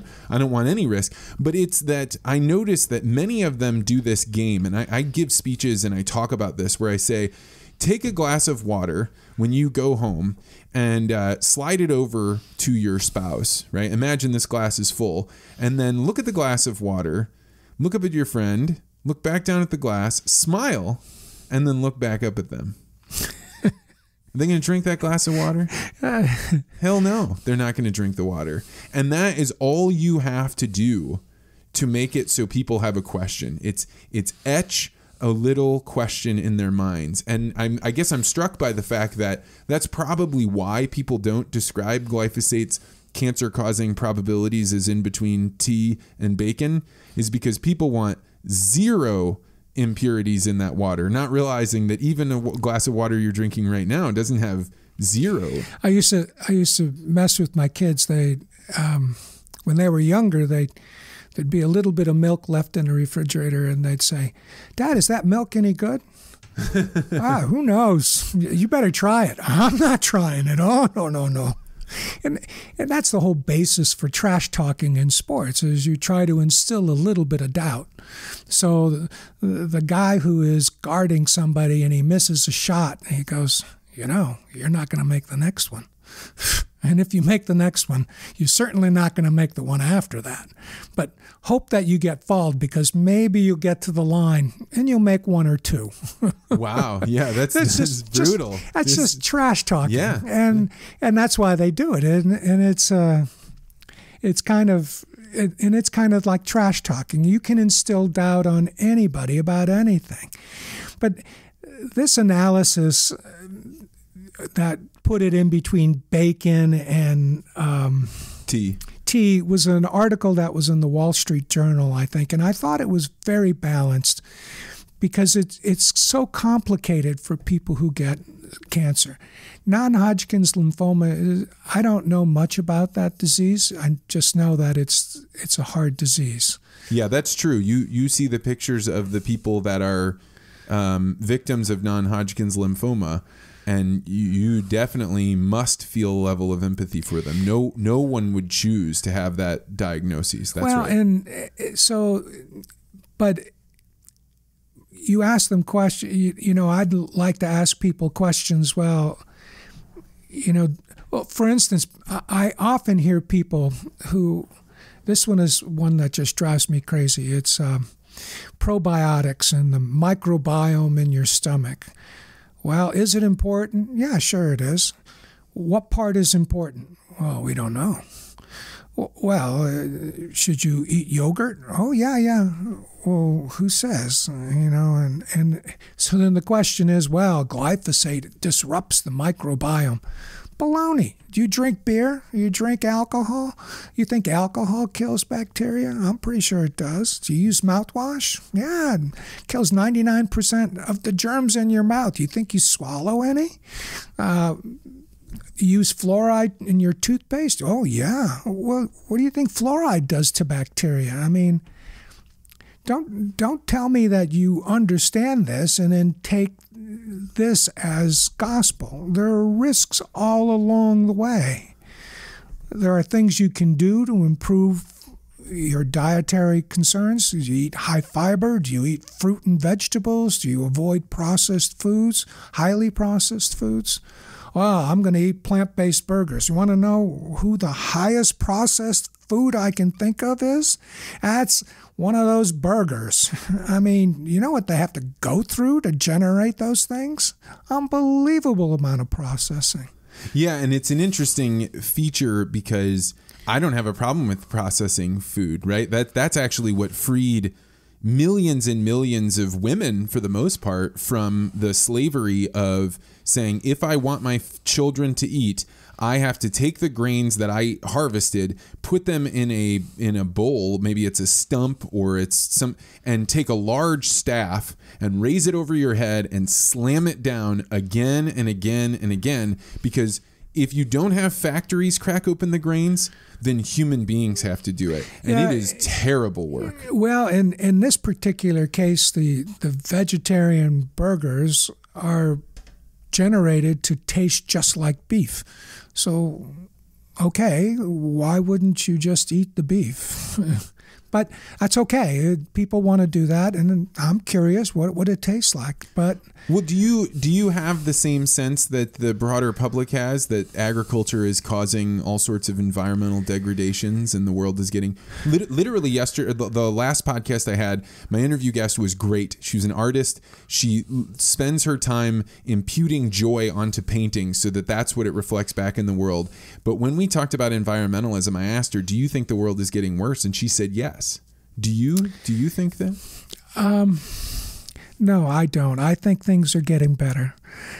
I'm an optimist by character, I think, but one of the things I did become exposed to was world hunger when I was in the corporate engagement group by working with the Gates Foundation, Buffett, Danforth. And the progress we've made in terms of feeding individuals in the world, in other words, the number of people that go hungry every night is going down, even though the populations are going up.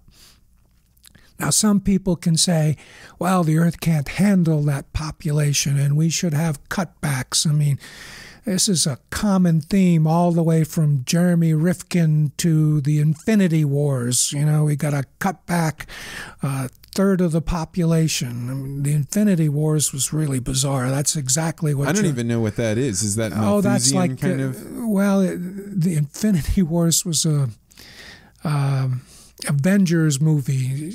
Oh, okay, yeah. And in the movie, the villain wipes out a third of the population of Earth because he thinks it's going to be better for the environment.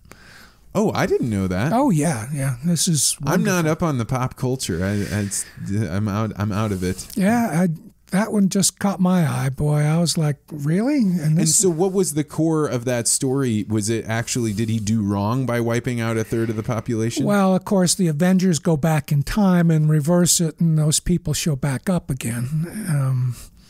So I guess, yeah. But it was all convoluted, and right or wrong was all convoluted. It's what we talked about before, is that there's a price for everything. You want fewer people. Well, who decides who those fewer people are? Okay, make a decision. Who is it you want to? Who, and once you decide who, now you got to tell me how. Because we look at what China did to slow their population growth, and I don't think anybody thinks well, maybe some people do, but I certainly don't feel like it's a good idea to have the government make a decision on who can and can't have children and how many children. And yeah, you're on a slippery slope. Once you decide that you have to enforce fewer people, everything else after that is bad. But don't you think that people would say, well, we just want to create the circumstances under which there will be the fewest people? I mean, Bill and Melinda Gates would say, we know that if we educate women, then they won't have as many children. If they get out of agrarian societies, they don't have to have as many children. So that, in effect, is... But still their choice. It's still their choice. At least they get the education to identify what their pros and cons are. I think that part is the key, is to allow people to have their choice of what they want to do. That is truly, the agricultural labor is truly a big contributor to why people have so many children. Like when you're living in rural Africa, so I lived there for a little while in the Peace Corps, they're there when people have children. As soon as those children get to a certain age, they are now doing work that makes it so the family can survive. It's not like a nice to have. You're not running your kids to soccer practice. The experience of childhood is you maybe aren't working from sun up to sundown every single day, but most days you are out in the field pulling weeds or picking berries or climbing into trees and grabbing avocados or carrying water or tending sheep. You know, I knew goat herders. They're 7 years old, and every day all they do is go follow goats around to make sure they don't run off. Yep. And so the reason those people are having those children, they're making a conscious choice because it's, if we want the family to continue, we have to have this many children. Yep. I'm not smart enough to tell you what the answer to that is. I do know in a lot of societies, Japan, United States, Europe, the birth rate is actually negative, that you're not replacing the population. I know certain countries in Europe are trying to figure out incentives for increasing the population because they're dying out, or not dying out, they're just not replacing. They're not having as many younger people. I don't know what the birth rate is in the United States, but I bet you it's pretty close to zero growth. Right. It's probably just at like 2%, and you have to have over 2% to have an increase. I don't know enough about those. It's very specific. It's more specific than is would just be kind of commonly understood. But you're right. In all of the educated places, in all of the places where modern technology has lowered the demand for the need for people to be out in the fields doing that work, then it's cheaper to move into the city. Food is more available. Those people living in the city can combine their resources and have education, and then they can build factories and they can industrialize. And that whole process starts with, can you make agriculture less labor intensive? Yeah, I think in all these cases, we've been grappling with these issues for decades, centuries, as to how to deal with the disparity and equity between rich and poor, between people who live in a country where you have lots of natural resources such as water or fertile field versus a sub-Saharan country has no water, no natural resources, poor soil. How do you deal with those disparities? I don't know.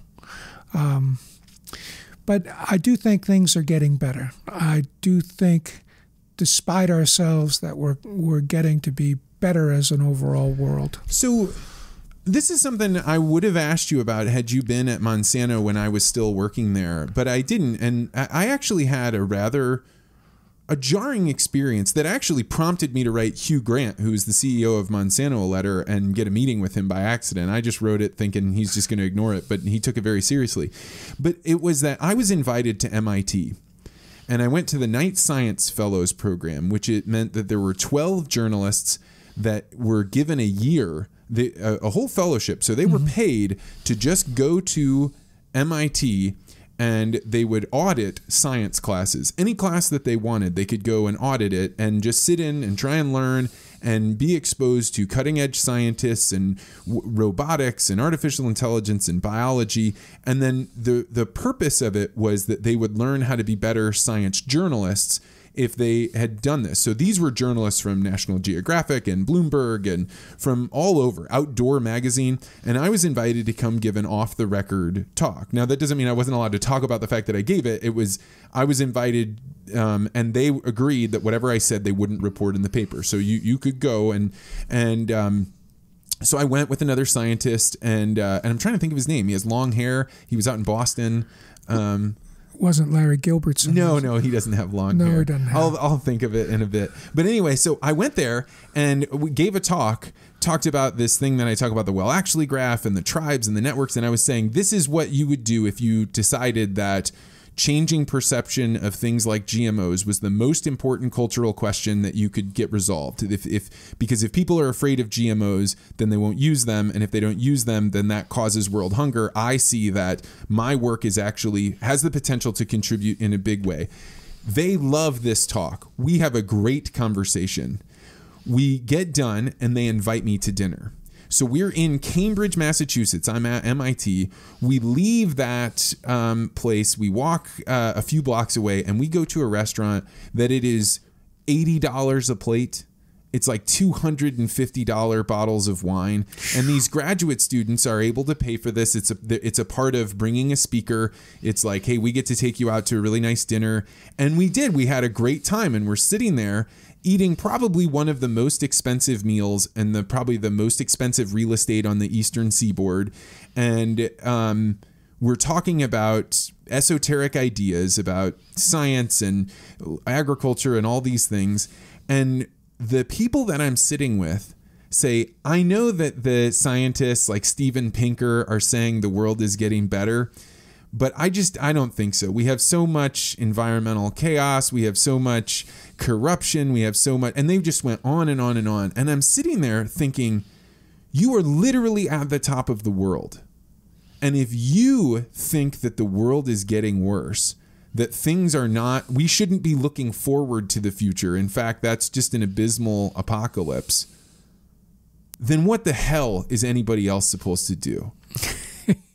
That's a good point. I grappled with it. I still don't really know the answer. I came back and basically told Hugh Grant, you've got to inspire people, because if your own workers don't have an idea that is as uplifting as it could be, kind of what you're describing Dick Mahoney did. Mm-hmm. And if your own workers don't feel that way, then how in the world are these reporters that are telling everyone how they should think, what they should feel about the future, how are you expecting to impact them? I think in some ways people forget where they are and what they're doing in their lives. So, for example, my uncle was quite a character, and he lived to 94 years old. And I'd go visit him, and he'd complain to me, oh, these doctors are giving me all these pills. They're doing this, they're doing that. Give me the good old days. And I'm like, wait a minute, Uncle John, how old are you? Well, I'm 93 or 94. And how old were your parents when they died? Well, they were in their 60s. And your older brother, how old was he when he died? Well, he was in his early 70s. I said, you made it to 93.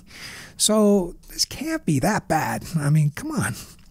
And the same sort of thing goes on all the time, is where are we now versus where we could have been, or where some other things happen. We do better by reminding ourselves how far we've come versus what's not right today. Look at the efficiency of automobiles versus the 1950s. Look at computers and telephones and communication and connectivity. Even that guy who was the comedian, Louis C.K., the guy who got into all the trouble, he had a routine where he'd say, I'm in a plane and we're flying, and this guy is complaining that the internet is spotty, and we're at 37,000 feet strapped into a seat in a metal tube flying at the speed of sound. He said, what's the matter with you? And my dad is 91 years old. He was born in 1928. Lindbergh flew across the Atlantic in 1927. A big deal. Right. And today, you can get on a plane and go the speed of sound across country. And it's standard. It's trivial. So you look at where we are and where we've come from, and we're doing really well. Now they're talking about space travel and SpaceX and... Yeah, going to Mars. Mars. Harvesting asteroids is my favorite thing to think about in the future, right? That there are blobs of rare earth metals that are flying around in the solar system, and that we could send a satellite up that would go and lasso it or have a bunch of drones, collect it somehow, and bring that back, and it would be more valuable than all of the gold in all of the world today, because it would help us do so much. And that's impossible. That's impossible. But look, who would have predicted that cell phones could do what they do today? I mean, when I started at Monsanto, we first started out with the early apples, the earliest versions that they had, and this was a big, big deal. The ones where the floppy disk went in the front. Yeah, like the Apple IIgs or whatever. Yeah. And then they came out with the multicolored ones. Oh, yeah. But we look back on it, and my Apple phone right now has 10 times the computing power that thing had. And you can stay in touch. You can do FaceTime. I mean, FaceTime. You can FaceTime anybody else with an Apple phone or another phone and talk to them over the waves. I mean, that's unbelievable. Well, and with how much faster science can move forward now. Like we were talking about going out and planting those fields and then going and doing a hole punch. Now you don't even need the hole punch. You can get a little bit of dust by cutting a little side of the seed. You can do millions of seeds with robots, get that dust, process the genetic information, architect. And not only that, but it's sharing information and how you share information. As a scientist, I've always believed that knowledge is like standing in a pool of water. If you're a scientist, you're standing in this pool and you want to get the water level up. So you do your best to put some water into the pool. If all the other scientists put water into the pool, the levels rise faster and faster. So now you can share information so much easier than before. Yeah, and it doesn't cost you barely anything. Costs you barely anything. And you have so many other people with such good techniques and such good protocols and stuff to add to that pool of water, so you're getting better and better and better. Look at the advances in cancer research and what they've done for things like cystic fibrosis or certain leukemias, and even the people who are, there was one case I read about a person with sickle cell anemia and the reversal of it. These are tough diseases and tough instances where a single change in using CRISPR and ways of changing that DNA just with one base pair, incredible. So I'm very positive, very optimistic. So if you're optimistic and your field has always been agriculture, the growing of food or fiber, what do you think is on the horizon that people should be looking forward to as we get better at agriculture? I think increasing the amount of productivity. Short corn is something that's just come up lately. I don't know if you're familiar with short corn. I am, but how would you describe it? It's just genetically engineering the plant to grow shorter and thicker as opposed to taller. Is it genetic engineering or is it breeding? You can do it both ways, but probably the best ones will be genetically engineered, maybe through the use of CRISPR. And you can do that by switching the amount of plant hormones within the plant. There's no reason for corn to be 10 foot tall. Because all that energy is going into making the stalk instead of saying, hey, I could produce more seeds. And like you had talked about with the glyphosate, when you're starving, you don't produce that many seeds. Exactly. But when you've got leftover metabolic energy, you potentially could put that into more seeds. And then just think about a 10-foot stalk of corn and you have a heavy ear at the end. All of a sudden it's top heavy and a heavy wind blows it over. You get lodging and you can't harvest lodged corn. Yeah, I mean, that's a sad thing. You've watched this corn, all the materials go into it, fertilizer, pesticides, and a big storm knocks them all over, like pushing over a forest where all the trees are just laying on the ground and you can't go through and harvest them. And I get it. I think with climate change, people would say, oh, it's not really happening. Well, the weather is changing. Is it caused by CO2 emissions? Some people say yes, some people say no. I would tend to think, yeah, it probably is. Are we going to be able to reverse it anytime soon? Well, not in my lifetime. It's going to take decades and centuries, but there's a cost for everything. Some people don't want to pay the costs. So, for example, electric cars. Well, you have an electric car, you need a battery. Well, those batteries are pretty environmentally caustic. I mean, they have heavy acids, they have heavy metals, and getting rid of it is a problem. Yeah, I think that's the equation that you don't get to have if you only understand one side of an issue. And that I think is one of the biggest problems that we have going right now in society, is that it is almost in vogue to know one side of the issue and fight it to the death. Well, fracking. Everybody, we're against fracking. Well, okay, you get more oil, but you also get a lot more natural gas. You get a natural gas which burns much cleaner than coal. As a consequence of fracking and natural gas, a lot of the power plants have switched from coal to natural gas, so coal companies are not.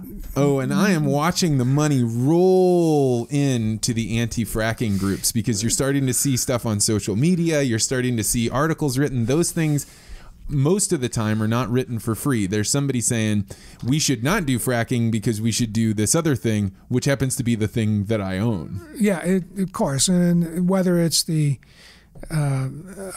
nuclear energy business, or it's solar energy, or it's wind energy, or it's coal. So you said fracking. You brought up this topic. Rob Long, you know Rob well, and he pointed out an article to me that it made my heart leap with joy about these natural gas wells out in South Dakota.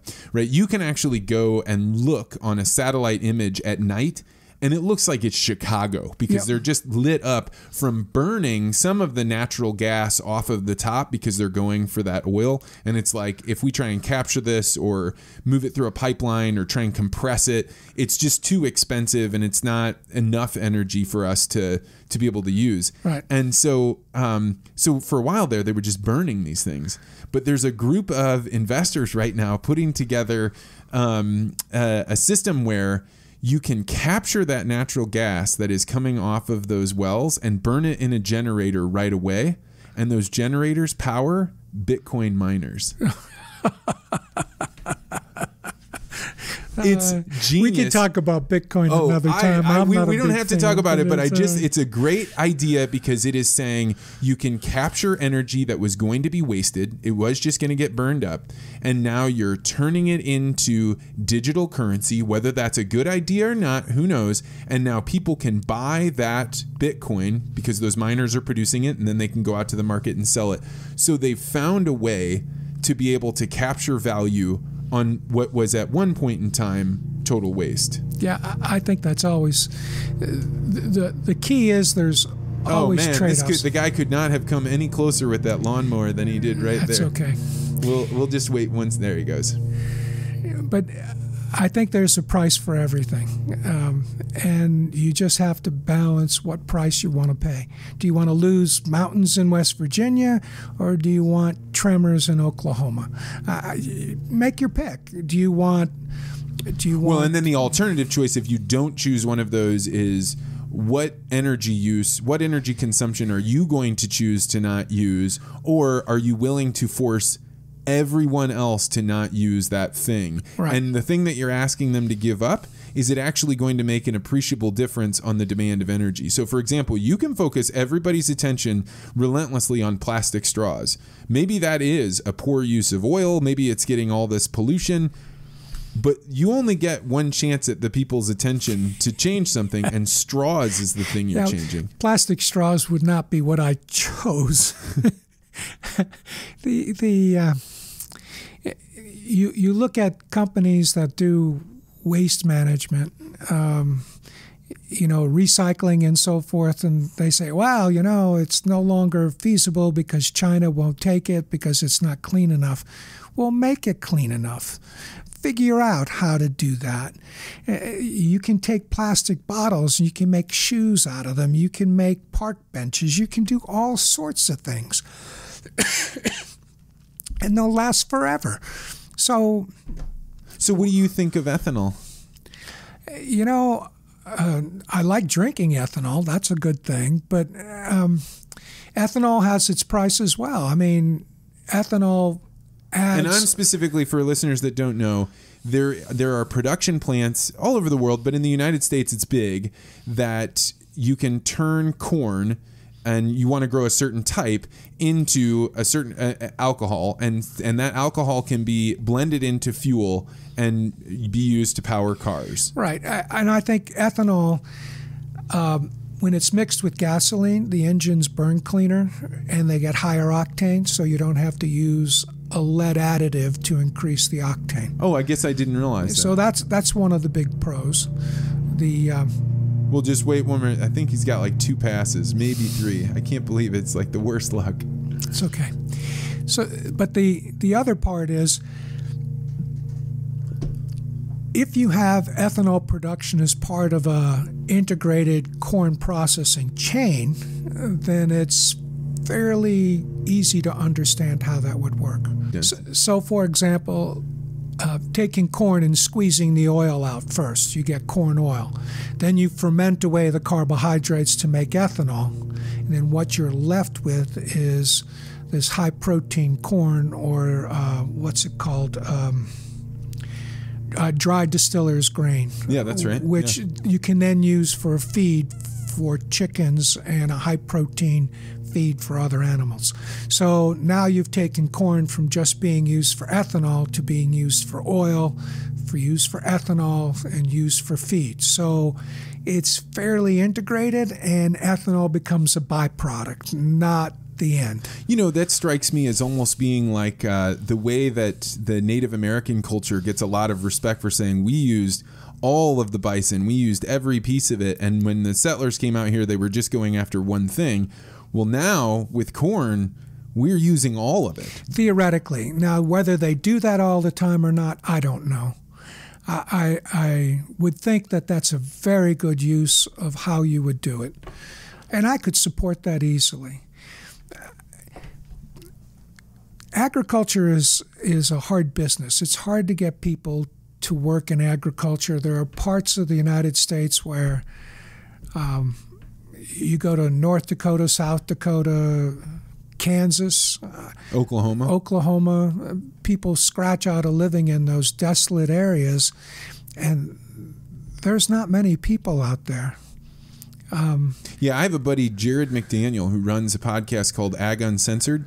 His studio for running this podcast is in a giant, basically looks like a townhouse in the center of his town that he bought for just a few $1,000s. It's an entire building, but it's because there's nobody there. Yeah. So it doesn't cost you anything to have the coolest house or the coolest recording studio. I mean, and it's cool, but you can see that the reason that happens is because the demand for that property is virtually zero. Yeah, it's a hard life, and to choose it, you really have to love agriculture, and that's what always impressed me about the farmers I worked with, is that they had a love for the land. They felt it was their calling to be a farmer, not their occupation.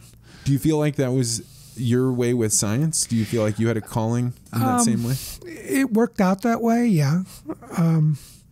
I have to admit that it was just something I liked to do, and I kept doing it and found I could be very good at it. I think that for me, to resonate with your point, it's that not only do you have to find it your calling, you have to find a spouse that also feels it's their calling, and then you have to be a part of whatever amount of culture is there to be integrated into this community, because there's not very many people there. And if you can't make right with the community, if you don't know how to get along, you're completely isolated. And so it really is choosing a culture that I think increasingly feels isolated from the people living in the city, because they're a smaller and smaller number. Well, and I know my wife was very understanding as me as a scientist. There were times I'd go 6 months where every day I would have been in the lab at least for a short period of time. Every day? Every day. So you have Monday through Friday. I'd go in on Saturday, traditionally spend, maybe 4 or 5 hours on Saturday morning. And then Sunday I'd go in and start some cultures or do this or do that just to keep things going. And she was very understanding, and I put in long hours. A lot of the scientists at Monsanto would put in long hours. One of our seed company partners, when he was looking for which company to partner up with, he told me he selected Monsanto. And I said, well, why? And he says, I came to visit Chesterfield, where you guys were working, and it was 6 o'clock, and most of the cars were still in the parking lot. He goes, I want to work with you guys. I think that is, I mean, the thing that you described in the beginning and the thing that you're describing there about people having their cars there, people want to work on things that matter. Yep. And they want to find that edge of chaos, right? Where they're in that flow state between what they know and what they can discover.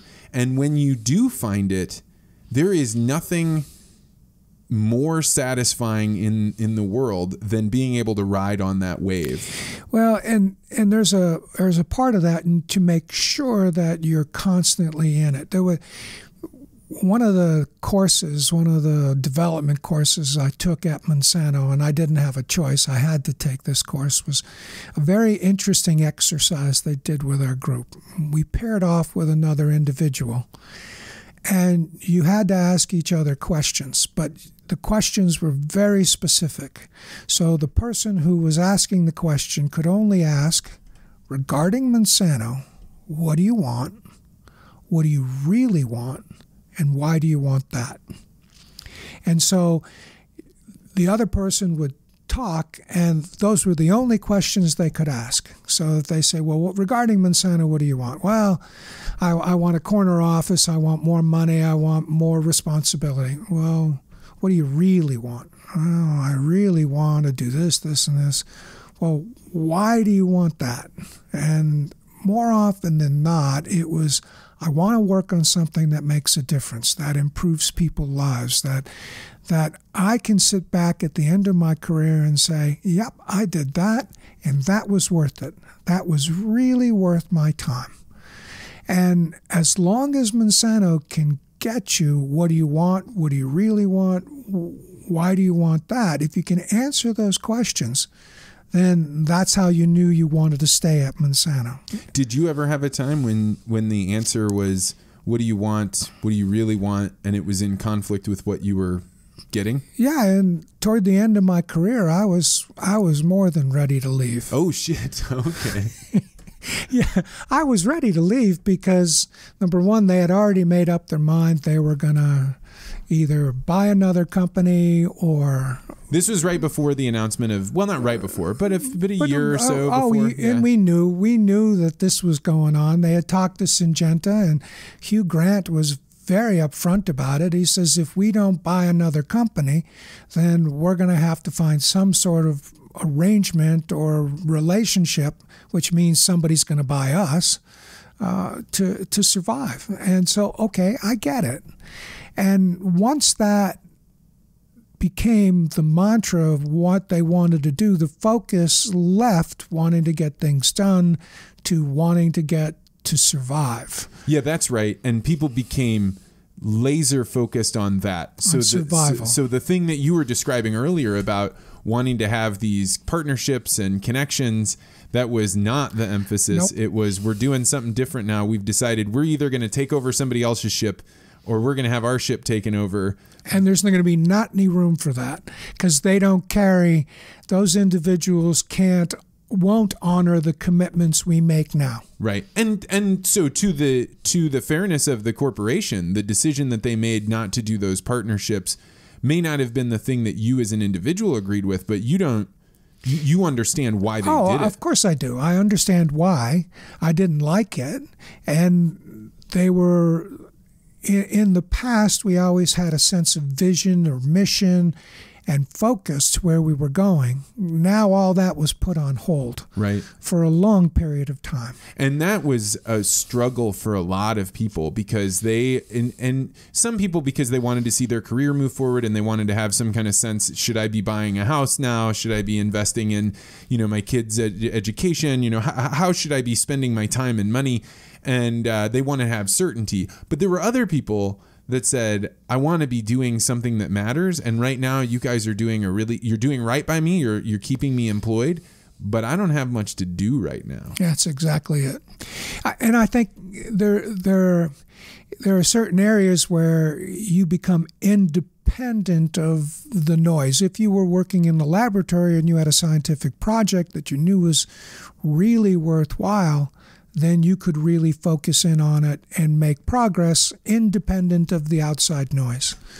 But if you were in corporate engagement, which depended on the acquiescence or the direction you were getting from corporate. Yeah, what do you guys want to do? What's going to be, hey, this is a job well and we're done. not sure. So just don't write goals anymore. What do you mean don't write goals? So you and I had a very interesting experience in that I got invited to a talk to a food manufacturers group. And it was one of the very first times that I had been invited to go out and give a speech. And I think one of the reasons that they let me go, because this was really edgy. Very, very few people on behalf of Monsanto this is before we knew we were being bought. This is when you're in corporate engagement. This is the trip to Chicago? This is the trip to Chicago. Yeah. So I was invited to give this speech. And the night before, you and I get dinner, you're helping me hone in, I'm talking with you about the things that I want to talk about. I'm actually telling the story of the guy that came in and sold the snake oil, and you said, well, he's the man on the box, because I was describing for you what he did, and you were the one that was like, gave me that moniker, man on the box, which became very powerful. But I remember the night before we were doing the talk, I was like, okay, so we're both in agreement. You're going to be in the front row. And if I'm doing good, you'll give me a thumbs up. If I'm running long on time, and you're like, yeah, we got it. We got it. We're all set. We're good. So I walk into this talk. I'm speaking in front of, corporate America, people that are running legitimately large companies. And actually, the guy that is in the front row, not very far from you, a guy named John Rulak, who was going to give a keynote the next day that was in complete opposition to what I was doing. I was saying GMOs are good. There is a reason that you should not be putting non-GMO verified on your products. And he was going to stand up the next day and say, let me show you how you can make a lot of money. You should be involved in the non-GMO verified project. So my story of the man on the box, the reason I told it was because I was trying to warn the crowd that the guy that was going to stand up after me was the man on the box. Oh, it was pretty clear. You did a good job. Well, do you remember what you said to me right before I went on stage? Mm-hmm.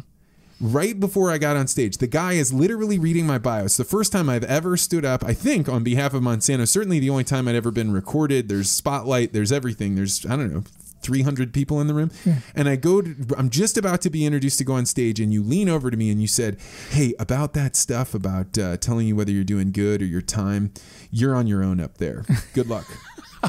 And then I'm like, oh God, I'm on my own.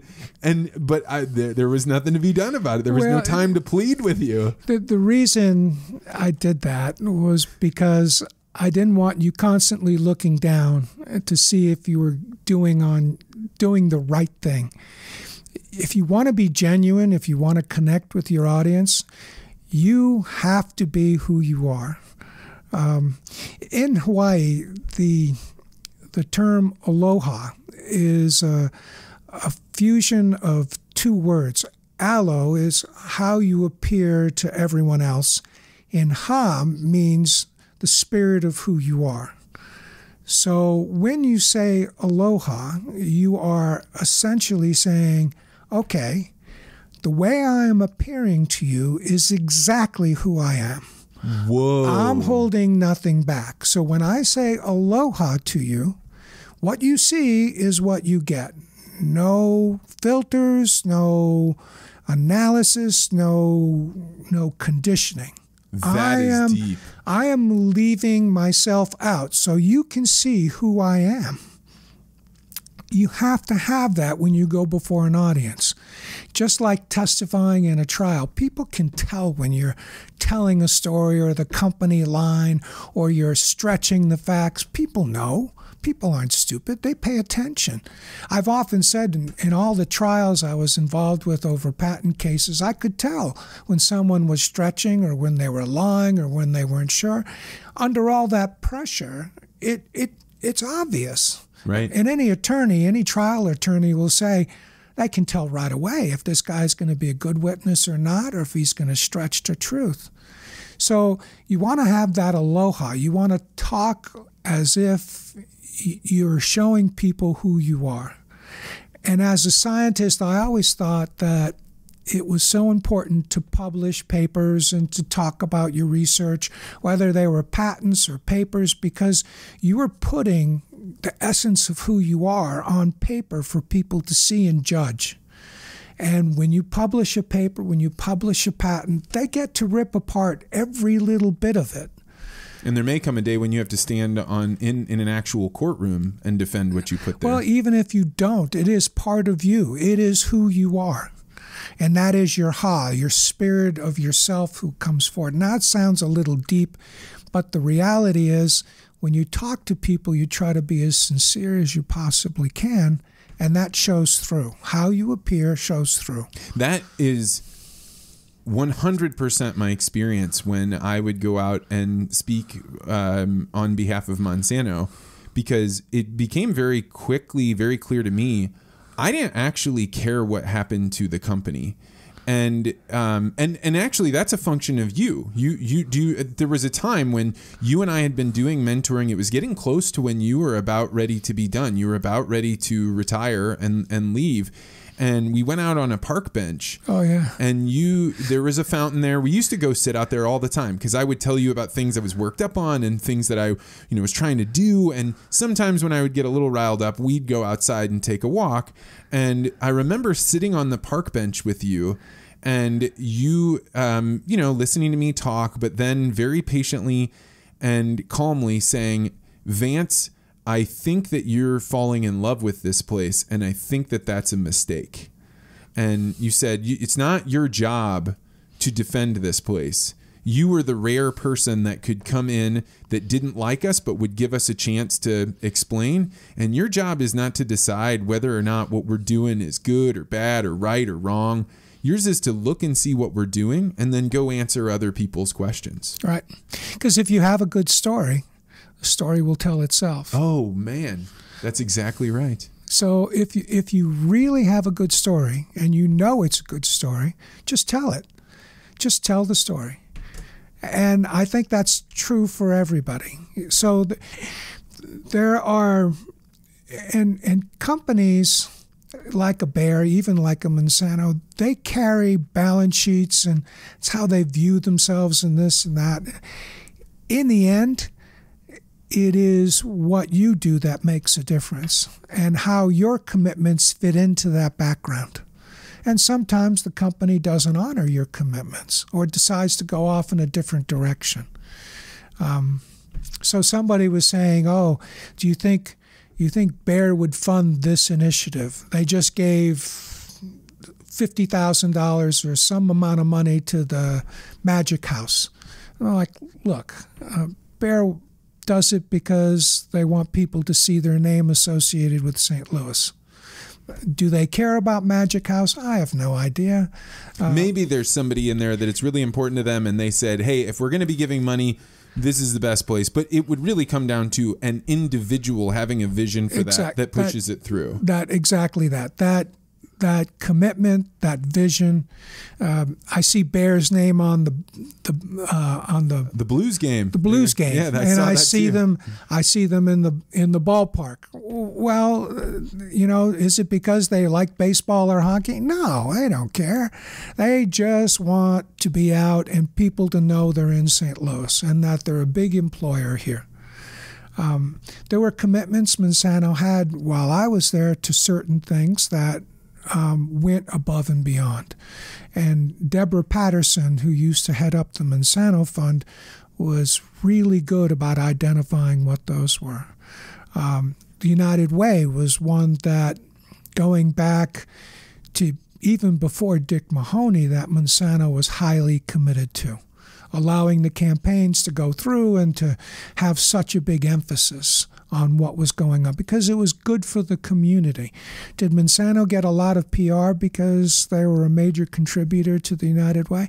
Yeah, But by the same token, they got our employees involved, who then become volunteers, who then got involved in organizations, and it was pretty good for everybody. Yeah, and that was a distinction that I discovered when I moved to St. Louis, because I was living here for several years before I ever went to even visit Monsanto. I knew they were here, but it was on a campus somewhere not where I would drive by. And it was astounding to me because you would hear the name Monsanto and it would be in a positive light.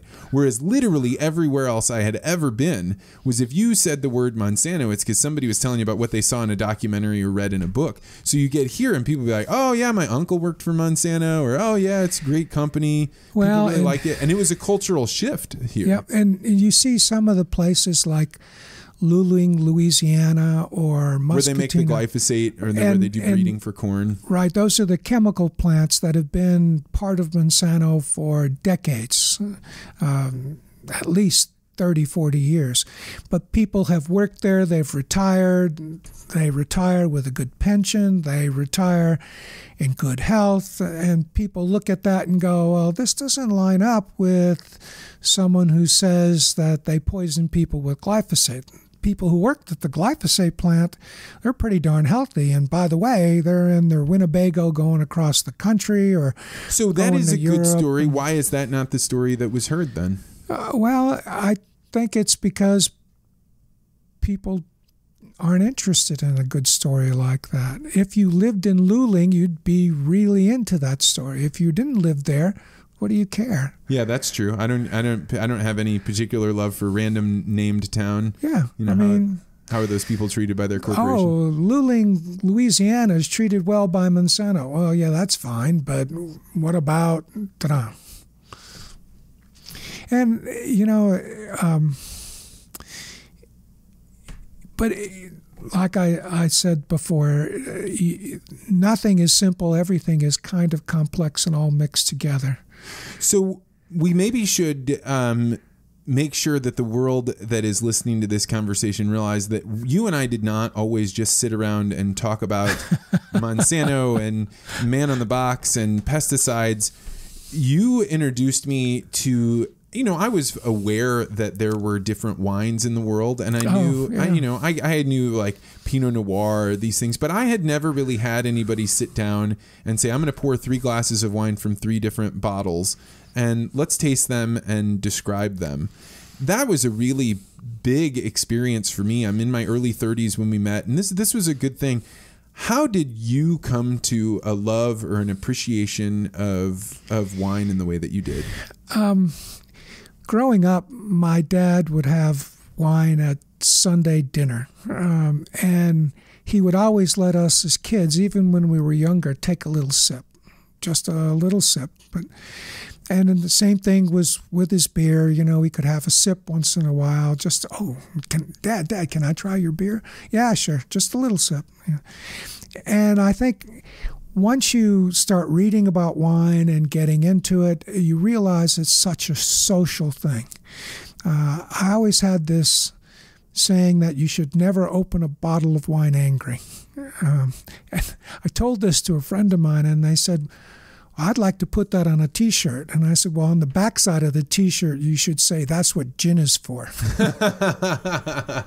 When you're angry, you should drink gin. That's an angry drink. Because you're saying that the wine should be in celebration, or it should be in... It's social. It's something you share with another individual. And I think that's what food is like and cooking is like. And when you cook and when you have wine and when you have a meal with a person, you are sharing what it is you just put on the table, what you think is the most important thing. So there's nothing more satisfying for me now that I'm retired and not working in the laboratory, trying a new recipe and finding people really like it, and then having a nice bottle of wine to go with it. And the wine is all about the context that you have with it. And you set up the context to be celebratory, or at least something where you enjoy that person's company. We have so many times when we don't have another individual to share things with. You should celebrate the times when you do have something to share with them. Yeah, and that context setting is right. I mean, you think about the amount of wine that you gave me in those 3 little test things. It was so little, but the fact that we were having an experience, that we were going through this together, was something that meant a lot to me. And I am reminded of a word that is used in wine circles when you go to do a wine tasting at a vineyard, the term terroir, right, where you're tasting the land. And that is something that is so profound, to hold up a glass of wine and to look out and say, this land and the sunlight that hits it and the water that's here and the work that went into that tastes like this, that terroir. That when you have that concept, your ability to taste the wine in a different way actually increases, because it really is all about the context. And I can't tell you that I'm good enough to be able to pick out a wine from this region versus this region in the absence of any comparison. There are people who can taste a glass of wine and will remember that taste and how it tastes for a very long time. And can name whether it's acidic or fruity or full-bodied or dry. And I can remember dinners that I've had with people and what bottle of wine I ordered and whether we had a good time or not. But to tell you whether I could describe that wine in any great detail, what I remember is the experience of drinking that wine with those people. We had a nice bottle of wine when we had that dinner in Chicago. Do you remember what we had? Oh, I would no chance. It was red. That would have been the only thing I could have known. But I'm probably I don't remember you. the wine per se, but you had the squid pasta. Yeah, that's right. I do remember that. And I picked that because I said, you should get this because you'd never had squid pasta before. That's right.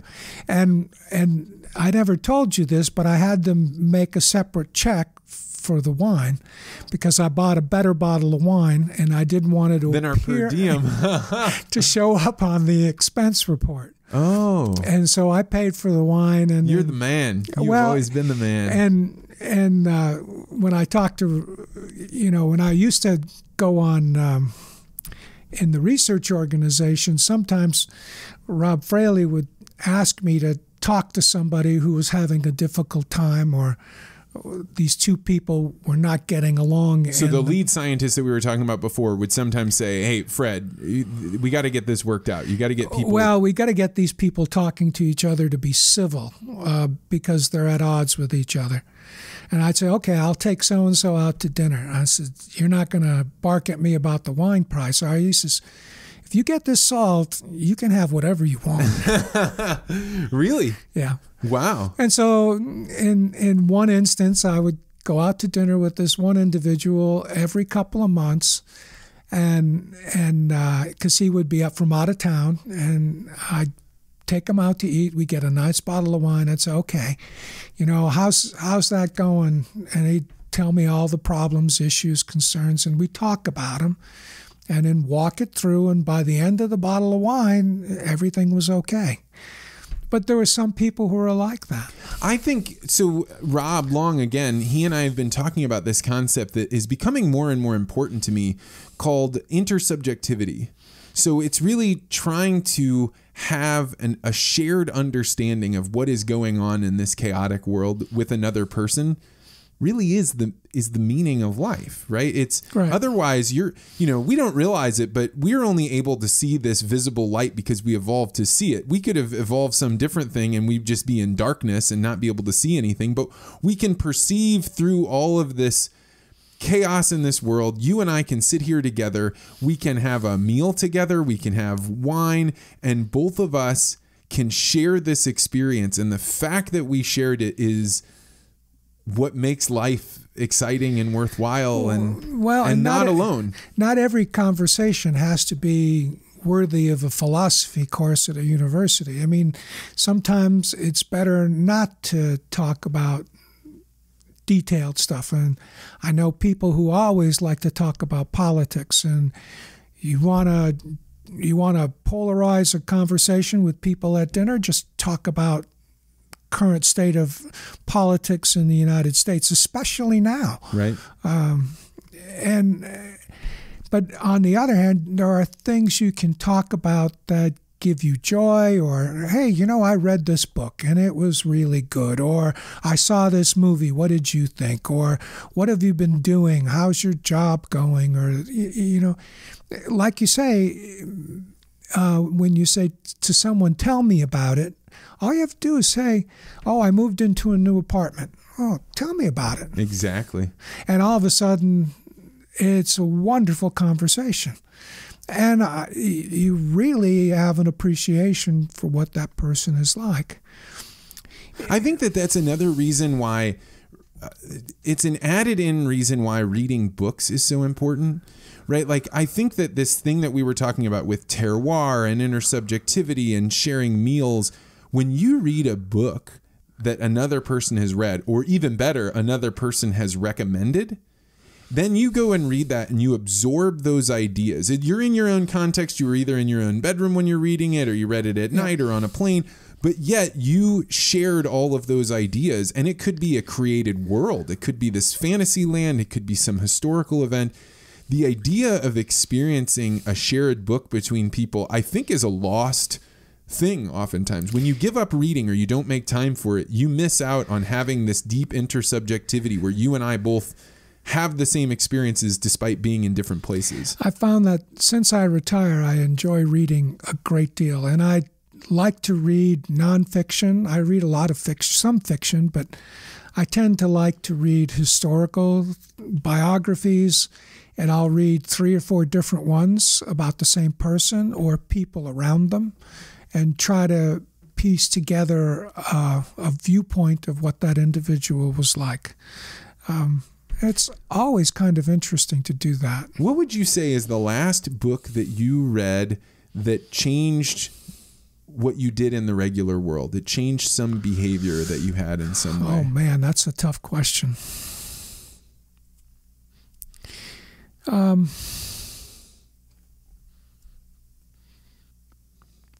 I don't know if it completely changed. There was a book my wife had recommended called a Man Called Ove, B-O-V-E. We'll put it in the show notes. Yeah. And I think, if I remember it correctly, it was about this man in Sweden who had lost his wife, and it starts out with him trying to commit suicide, and he's unsuccessful, but then he ends up interacting with a immigrant family next door, and getting into their life and all his trials and tribulations, and it does a lot of flashbacks. And what it really enforced with me is that no matter who you are, you can have a big impact on other people and how they view things, even when you think you're not really having a big impact. So his interaction with the youngest child of this, it was some family, an immigrant family from the Middle East. And he got very friendly with the youngest child and worked with her on reading and a few other things, computers and all that sort of stuff. She got him involved. It was a very nice, light kind of book, but it just showed that anybody can get involved in the most minor ways. I don't know if it changed my life. I don't think it did. I think that is actually a great place for us to close out, because I think when you and I encountered one another, you were just being who you are. You were interested in answering questions. You took me to task on everything that I did. You never let me slide when I didn't understand the details and pretend like I did. You pushed me to be more of who I could be. And I'm grateful for that. But I think it's just who you are as a person. So I am so glad that you were willing to stop by. Well, Vance, it was always a pleasure to work with you, and I still like seeing you. It's great to talk with you. I mean, I think that we could go on and on, so we should just plan on having you back. I have more questions for you and a lot more we could talk about. I don't know if you think it's that interesting. I'm a pretty boring guy, actually, but that's okay. But this was a blast. And if I know you and I set up your Twitter account, the photo is actually of you at doing the Reddit AMA. If people wanted to interact with you, is Twitter an okay place for them to find you? Yeah, that's fine. I don't tweet all that much. I just don't have all that much to say. I mean, Twitter ends up in some instances being judgmental, in some manner, shape, or form. But that's okay. Well, I think that if there are questions that people have, oh sure, you will give them non-judgmental answers there on Twitter. Course. And that's at Fred Perlak, right? Yeah, I still remember somebody was.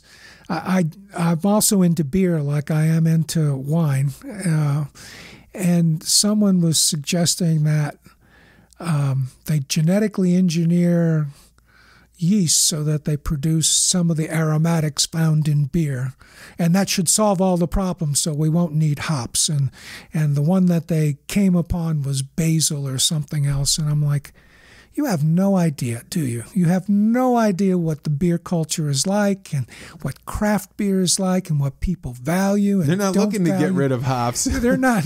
They're looking to diversify hops, and there are hundreds of kinds of hops.